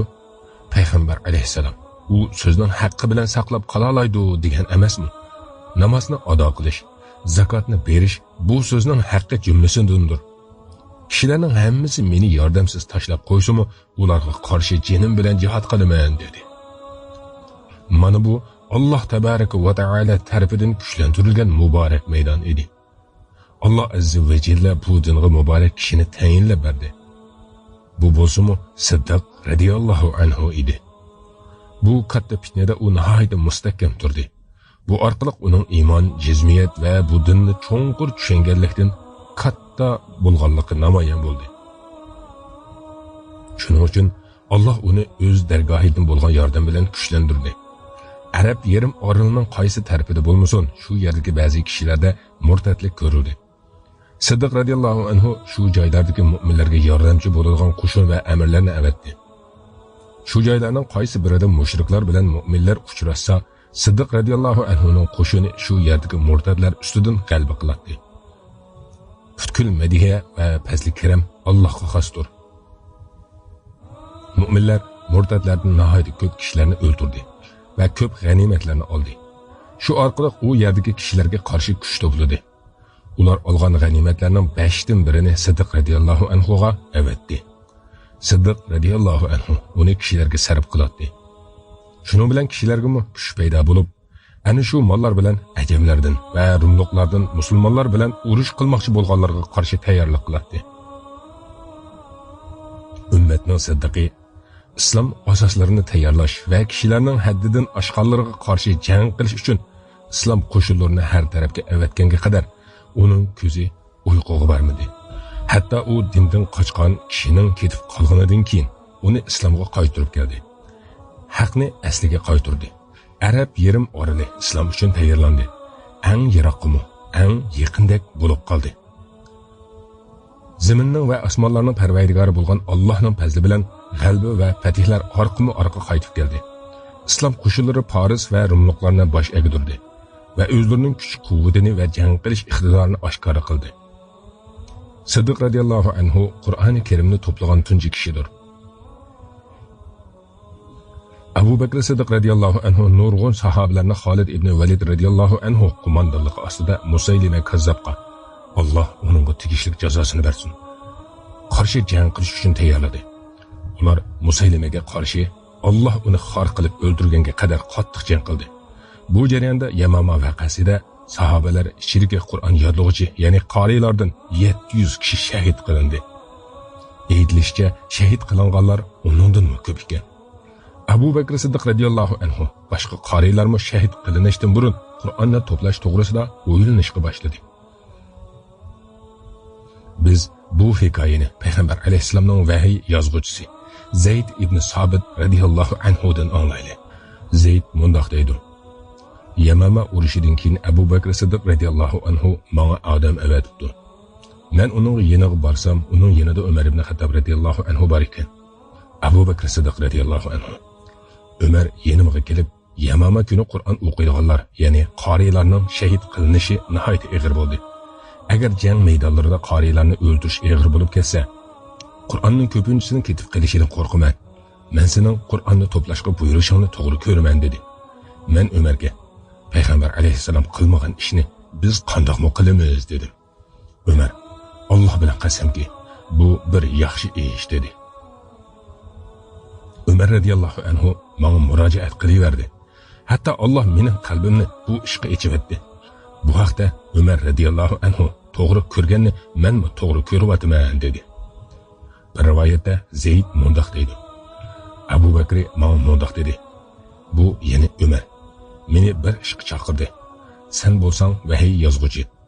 Agar sen u tarafda tursang, ikkilanlarga ergishiman. Agar menga muvofiqlasang, unda qilmayman dedi. Va mendan Umarning uningga degan so'zini talab qildi. Men uningdan qochdim. Ondan Umar: Bu ishni qilsanglar sizlarga nima ziyon dedi. Biz o'ylanib ko'rib, Alloh bilan qasamki, bizga hech qanday ziyoni yo'q dedik. Zayd mundoq deydi: Abu Bakr, haqiqatan sen aqlli, yosh yigit. Biz sendan gumonlanmaymiz. Sen payg'ambar alayhissalomga vahiy yozatding. Qur'onni izlab jamlagan eding. Alloh bilan qasamki, agar u meni tog'lardan bir tog'ni yutkashga buyurgan bo'lsa edi, menga nisbatan u meni buyurgan Qur'onni to'plash vazifasidan eg'ir kelmaydi. Men payg'ambar alayhissalom qilmagan ishni qandoqmi qilasizlar dedim. U Alloh bilan qasamki, bu yaxshi ish dedi. Abu Bakr Siddiq radiyallohu anhu menga bu buyruqni takror qilaverdi. Hatto Alloh taolo Abu Bakr va Umarning qalbini ochgan ishqi mening qalbimni ochdi. Men Qur'onni xurma shoxlaridan, yo'pirmoqlaridan, sopol toshlardan va kishilarning qalblaridan uzildirmay to'plashga boshladim. Hatto sura Tavbaning oxiridagi: Ey insonlar, shubhisizki sizlarga o'z oranglardan payg'ambar keldi. Sizlarning kulfat chekishinglar uningga eg'ir tuyuladi. Sura Tavba 128-oyat. degan oyatdan sura Baroaning oxirigacha bo'lgan oyatlarni Abu Huzaymatul Ansariydan boshqa hech kimning yenidan topolmadim. To'plangan Qur'on sahifalari Alloh Abu Bakrni vafot qildirganga qadar uning yenida edi. Uningdan keyin Umarning hayot vaqtida uning yenida turdi. Uningdan keyin Umarning qizi Hafsaning yenida turdi. Alloh ulardan rozi bo'lsin. Uning Umar radiyallohu anhuni xalifa qilganligi. Siddiq radiyallohu anhuning ajali yaqinlashganda Alloh azza va jalla uni murtatlar fitnasini tugutish bilan hurmatlagan. Uning davrida fitnalar ko'paygan va Alloh uning qo'li bilan islomga va musulmonlarga ko'p yaxshiliklarni ato qilgandan keyin u o'zining keyin islom va da'vatni tarqitish safarini to'liqlaydigan va kishilarning qo'lidan tutib rahim shafqatlik Alloh azza va jallaning jannatiga yetaklaydigan bir kishini xalifa qilib qo'yishning eng afzal ekanligini his qildi. Shaksizki bu kishini Siddiq radiyallohu anhuning vafotidan burun tanlab chiqishi, musulmonlarni keyingi xalifa haqida talash tartib qilish mushaqqatidan saqlab qoladi. Siddiq radiyallohu anhu o'zining o'lib ketib, bu mansabga, ya'ni xalifalikka eng loyiq kishining uningga qiziqmaganligi va qo'rqqanligi sababli o'zini tortishdan, shuning bilan bu mansabga loyiq emas kishining uni qo'liga elishidan va o'zining omonatini zayo qilgan bo'lib qolishidan qo'rqadi. Siddiq radiyallohu anhu o'zidan keyin bir kishini xalifa qilish zarurligini to'nib yetdi va sahobalardan Umar ibn Xattob radiyallohu anhu haqidagi ko'z qarashlarni so'rashga boshladi. Sahobalar ichidan Umarning fuqarolarga qo'pollik qilishidan qo'rqqan kishilarni hisobga olmaganda, sahobalarning hammasi Umarning xalifalikka eng loyiq kishi ekanligiga birlikka keldi. Umar radiyallohu anhuning qo'polligidan qo'rqqan bu ulug' sahoba shuni bilmamdiki, Ömer radiyallahu anhu faqat biror kishining payg'ambar alayhissalomning obraziga yoki payg'ambar alayhissalomning xalifasi Abu Bakrga, Siddiqning obraziga daxli taroz qilishga jur'at qilgan vaqtda qo'pollik qiladi. Shu vaqtda Siddiq radiyallohu anhudan keskin qaror keldi. U Osman ibn Affonni chaqirib mundoq dedi: "Yazg'in, nahit shafqatlik va mehribon Allohning ismi bilan bu Abu Quhafaning o'g'li Abu Bakr Siddiqning dunyodan ayriladiğanda oxirgi mezgilida kafirmi ishinadigan, gunohkormi jazmiyat qiladigan va yolg'onchimi tasdiq qiladigan, oxiratga boradigan dastlabki mezgilida qilgan vasiyatidir. Men sizlarga xalifa qildim." Ondan u o'shidan ketdi. Osman radiyallohu anhu: "Men sizlarga Ömer ibn Xattobni xalifa qildim" deb yozdi. Abu Bakr Siddiq radiyallohu anhu hushiga kelganda Osman radiyallohu anhuga "Menga o'q bergin" dedi. Osman radiyallohu anhu o'qigan edi. Abu Bakr Siddiq radiyallohu anhu takbir etdi va "Men seni mening behushligimda o'lib ketsam, kishilarning ixtilof qilishidan qo'rqibdi deb o'ylayapman" dedi. Osman "Ha" dedi. Abu Bakr: "Alloh sana islom va musulmonlar nomidan yaxshi mukofot bersin" dedi.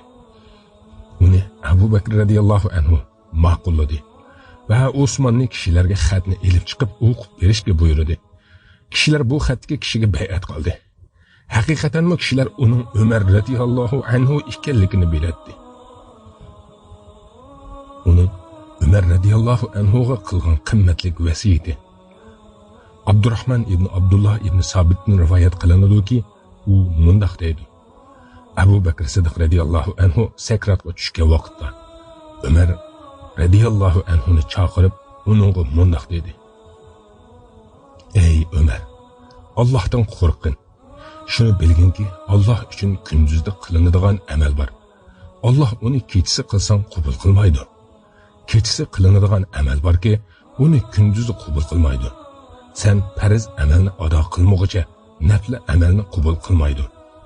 Qiyomat kuni tarozisi ig'ir kelgan kishilarning tarozisi dunyoda haqqa ergashganligi va haqning ig'ir ekanligi sababli ig'ir keladi. Anda, ya'ni qiyomatda haq silingan taroziga ig'ir kelishi loyiqdir.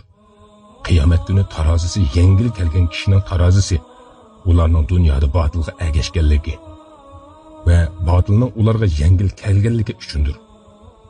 Ada botil silingan taroziga yengil kelish loyiqdir.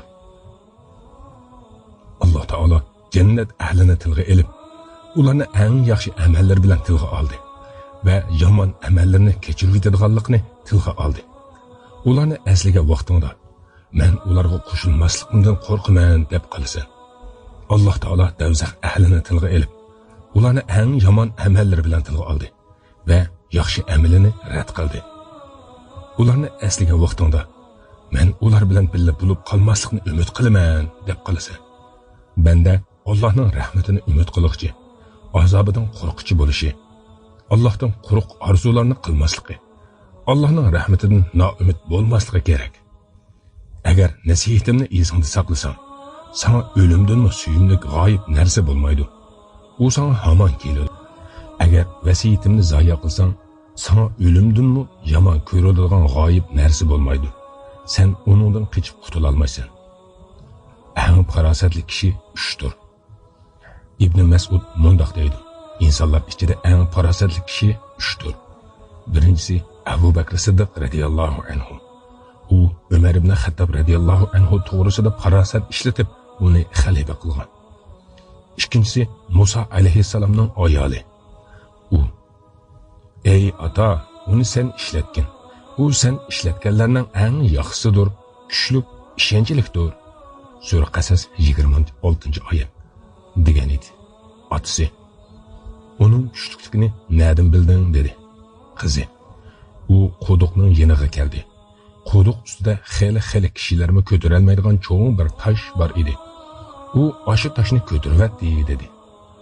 Otasi: "Uning ishonchliligini nereden bilding?" dedi. Qizi: "Men uning oldida mangan edim, meni orqasiga o'tkazdi" dedi.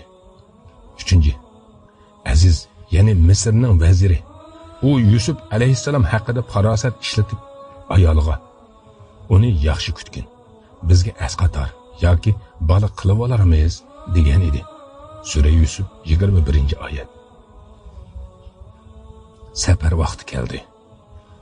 Yaxshi ko'rish, beg'ishlash, qurbon berish, fidokorlik, odillik va shaxsiyatsizlik bilan to'lgan uzun hayotdan keyin Allohning elchisining xalifasi, do'sti va hamrohi bo'lgan payg'ambar alayhissalom bilan qo'shilib, rahim shafqatlik Alloh azza va jallaning jannatida o'zaro qarindosh bo'lgan holda taxtlar ustida bir-biriga qarashib o'ltirish uchun o'lim ko'ribsida uxlab qoldi. Oysha radhiyallohu anhadan rivoyat qilinadiki, Abu Bakrning kasalining boshlanishi uning yuyinishi bo'ldi. U nihoyatda sovuq kun edi. Shuning bilan u 15 kun qizib qoldi. U namozga chiqolmay, Umarni kishilarga namoz o'qib berishga buyurdi. Ular uni yo'qlab turadi. Abu Bakrning kasallik vaqtida uningdan ayrilmay turgan kishi Osmon ibn Affon bo'ldi. Oyshadan rivoyat qilinadiki, u mundaq deydi: Abu Bakr Siddiq radhiyallohu anhu vafot bo'lishdan ilgirki kasallik vaqtida mundaq dedi: Men xalifalik vazifani ustimga olgandan buyon melimga qo'shilgan narsalarga qarab, uni mendan keyingi xalifaga avatib beringlar. Biz qarsak uning bolalarini ko'tarib yurgan barbarlik bir qul, uning beg'iga suv to'shiydigan bir tugi bor ekan. Biz u ikkisini Umarga avatib berdik. Oysha radhiyallohu anha mundaq deydi: Buvamning menga aytib berishicha, Umar radhiyallohu anhu yig'lab ketibdi va Allohning rahmati Abu Bakrga bo'lsin. U o'zidan keyingilarni ko'p charchitibdi debdi. Oysha radhiyallohu anhadan mundaq rivoyat qilinadi: Abu Bakr Siddiq radhiyallohu anhu og'rib qolgan vaqtda uning yoniga kirsam, u meyit mashg'ul bo'ladigan ishlar bilan mashg'ul bo'layotgan ekan. Men tuvandagi beytni misol keltirdim. Hayotim ilkida bo'lgan zot bilan qasamki, xirqirab nafsing siqilgan vaqtda yigitga mol dunyo nimaga asqatadi? U menga xuddi g'azablangan kishidek qarab: Ey mu'minlarning onasi, undaq emas, lekin Allohning so'zi eng rostdir. O'limning sakrati haqiqatni elib keldi. Ya'ni oxiratni inkor qilg'uchi oxiratning dahshatini aniq ko'radi. Sen uningdan, ya'ni o'limdan qochatding. Sura Qaf 19-oyat. Ondan keyin: Ey Oysha, oilamda menga sendanmi suyumli kishi yo'q. Men sana bir boqni bergan edim. Qalbimda u haqda bir narsa bor. Uni mirosga qaytarib etgan dedi. Oysha radhiyallohu anha ma'qul deb uni qaytarib etdi. Abu Bakr Siddiq radhiyallohu anhu mundaq dedi: Biz musulmonlarning ishiga ega bo'lgandan tortib, ularning bir dinar va bir dirham pulini yeb boqmadik. Lekin biz ularning tamoqlarining nacharlaridan qo'rsaqlarimizga yedik. Üstümizge ularning kiyimlarining nacharlaridan kiydik. Yanimizda musulmonlarning o'lja g'animatlardan bu qora talli qul, bu suv to'shiydigan to'ga va bu ko'na adiyaldan boshqa narsa yo'q. Men o'zim bularni Umarga avatib bergan va bulardan poklangan. Oysha radhiyallohu anha shunday qildi. Abu Bakrning elchisi Umarning yeniga kelganda Umar yig'lab ketdi. Hatto uning yoshlari yerga eqishga boshladi. U: Alloh Abu Bakrga rahmat qilsin. U o'zidan keyingilarni charchitibdi. Alloh Abu Bakrga rahmat qilsin. U o'zidan keyingilarni charchitibdi. Alloh Abu Bakrga rahmat qilsin. U o'zidan keyingilarni charchitibdi deydi. Abu Bakr radhiyallohu anhu vafot bo'lish yaqinlab qolganda mundaq dedi: Men davlat g'azinasidan 6000 dirham olmoqchi. Umar radhiyallohu anhu bo'ldi qilmagan edi. Mening falon yerdagi begim shuning ichida. U vafot bo'lganda Umarga uning so'zi tilga ilingan edi. U: Alloh Abu Bakrga rahmat qilsin. U o'zidan keyin hech kimga gap qoldirmaslikni xohlabdi dedi.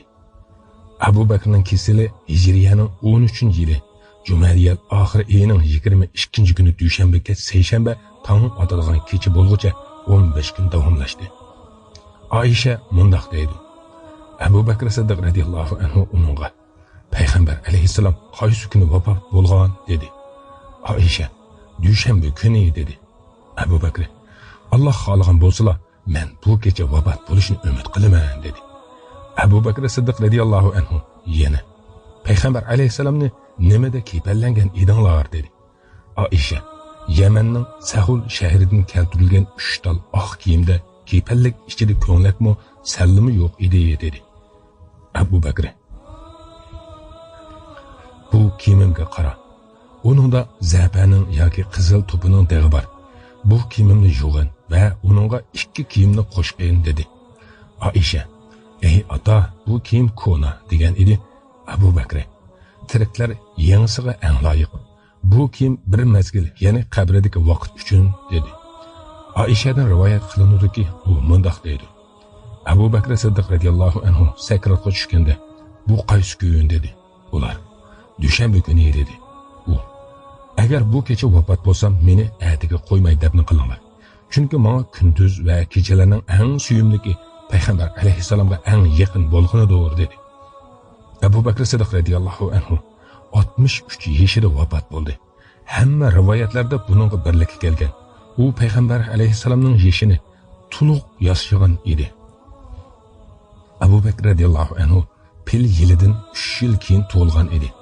Uni ayoli Asma binti Umays yuyundirdi. Abu Bakr Siddiq radhiyallohu anhu shuningga vasiyat qilgan edi. U vasiyatiga asosan payg'ambar alayhisalomning yeniga dab uningga xalifasi Umar ibn Xattob radhiyallohu anhu namoz o'qidi. Uni qabrisiga Umar, Osman, Talha va o'g'li Abdurrahmon elib kirdi. Uning beshi payg'ambar alayhisalomning tog'ining ko'ksining o'tilida qo'yildi. Uning qabrisi payg'ambar alayhisalomning qabrisiga yondosh chaplab qo'yildi. Alining Siddiq radhiyallohu anhu vafotidan keyin qilgan mangulik so'zlari. Said ibn Saffon radhiyallohu anhudan rivoyat qilinadiki, u mundoq deydi. Abu Bakr Siddiq radhiyallohu anhu vafot bo'lib, yo'gab qo'yilganda, xuddi payg'ambar alayhisalom vafot bo'lgan kundagidek Madina yig'i bilan titrab ketdi. U mundoq deydi. Ondan Ali ibn Abu Talib kelib, Abu Bakr radhiyallohu anhu bar uyining yenida to'xtadi va mundoq dedi. Alloh sana rahmat qilsin ey Abu Bakr.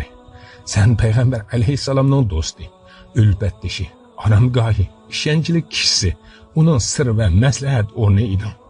Sen musulmon bo'lishda kishilarning tunjisi, iymon jihatda eng sof, Allohga bo'lgan jazmiyatda eng qattiq, Allohdan eng qo'rqadigan, Alloh azza va jallaning dinida eng boy, Allohning payg'ambariga eng ehtiyotchan, islomga eng kuyimchan, payg'ambar alayhisalomga hamroh bo'lishda eng yaxshi, fazilat jihatda eng ko'p, ulgu bo'lishda eng afzal, daraja jihatda eng ustun, Allohga yaqinlashadigan vosita jihatda eng yaqin, xislat va axloqda payg'ambar alayhisalomga eng o'xshaydigan, urun jihatda eng ulug', payg'ambar alayhisalomning nazarida eng ustun, payg'ambar alayhisalomga eng mard eding. Alloh sana Allohning payg'ambari va islom nomidan eng afzal mukofotni bersin. Kishilar payg'ambar alayhisalomni yolg'onga chiqarganda sen tasdiqlading. Sen payg'ambar alayhisalomning nazarida quloq va ko'z o'rnida eding. Alloh seni o'zi tushirgan kitobda siddiq tasdiqlovchi deb atab, rost so'z, ya'ni Qur'onni elib kelgan kishi va uni e'tirof qilgan kishi dedi. Sura Zumar 33-oyat. Kishilar bexillik qilganda sen payg'ambar alayhisalomga yordam berding. Kishilar o'ltirib olganda sen uning bilan qiyinchilik bo'lishiga qaramay tik turding. Qiyinchilikda uningga eng yaxshi hamroh bo'lding. G'ordagi 2 kishining ikkinchisi, uning g'ordagi hamrohi. Alloh tarafidan xotirjamlik beg'ishlangan kishi, uning hijratdagi hamrohi, uningga Allohning dinida va ummati ichida xalifa bo'lgan. Kishilar dindan yonganda xalifalikni yaxshi qilgan kishisan. Bu ishni xalifalikni hech bir payg'ambarning xalifasi bijirib qilib boqmagan darajada yaxshi qilding. Payg'ambar alayhisalomning sahobalari suslashib qolganda sen tik turding. Ular taslim bo'lganda sen maydonga tushding. Ular ojizlashganda sen quvvat bilan turding. Ular suslashganda sen payg'ambar alayhisalomning yo'lini ching tutding. Sen xuddi payg'ambar alayhisalom aytgandek badan jihatda ojiz, Allohning amrida kuchli, o'z nafsingda kamtar, Allohning nazarida katta, kishilarning ko'zlarida ulug', qalblarida cho'ng eding. Ularning hech biri sendan ayib topolmaydi. Sening haqqingda fitna qila olmaydi. Sening nazaringda hech bir maxluqqa yon besish yo'q edi. Ojiz va xor odam sen uning haqqini elib berganga qadar sening nazaringda kuchli va aziz edi. yiroq va yaqin sening nazaringda o'xshash edi. Sening yanında eng yaqin kishi Alloh azza va jallaga eng itoat qilgan va eng taqvolik qilgan kishi edi. Sening odating to'g'riliq, rostchilik va kuyimchanlik. Sening so'zing hukm va qaror. Sening buyruqing keng qo'rsoqlik va keskinlik. Ko'z qarashing ilm va iroda edi. Din sen bilan ravurus bo'ldi. Iymon sen bilan kuchlandi. Allohning dini g'olib bo'ldi. Allah bilan qasamki, sen ko'p ilgirlab ketding. Sendin keyingilarni ko'p charchitib etding. Ochiq oshkora yaxshilikqa erishding. Biz Allohning mulkimiz va Allohga qo'shquchlarimiz. Allohning hukmiga rozi bo'ldik. Allohning amriga taslim bo'ldik. Musulmonlarning beshiga payg'ambar alayhisalomdan keyin sening musibatingdek musibat kelmaydi. Sen musulmonlarga izzat, qalqon va panohga eding. Alloh azza va jalla seni payg'ambar Muhammad alayhisalom bilan birga qilsin. Bizni sening ajringdan mahrum qilmasin va sendan keyin bizni ozdirib etmasin. Kishilar Ali radhiyallohu anhu so'zini tugatgicha jim turdi. Ondan uni selib yig'lab ketdi va rost aytding deyishdi. Umardan rivoyat qilinadiki, u mundaq degan: agar Abu Bakrning iymoni zimindagi kishilarning iymoni bilan taroziga selinsa, Abu Bakrning iymoni besib tushadi. Kashki men Abu Bakrning maydasidagi bir tal tuk bo'lsam edim. Abu Bakr'dan ve başka sahabelerinin hemmisinden Allah razı olsun. Amin. Allah Teala bizni Abu Bakr Sıddık radiyallahu anhu'nun yolunu tutup manqılı nasip olsun. يهنأ فؤادي كلما سمع النداء وأقبل. Hürmetlik anlayıcılar, bu qatımlıq anlatışımız muşu yerde ahırlaştı. Sizlerni büyük Allah'ın amallıqı tavşırımız. Allah'a emanet. في عزته تسمو به للعالي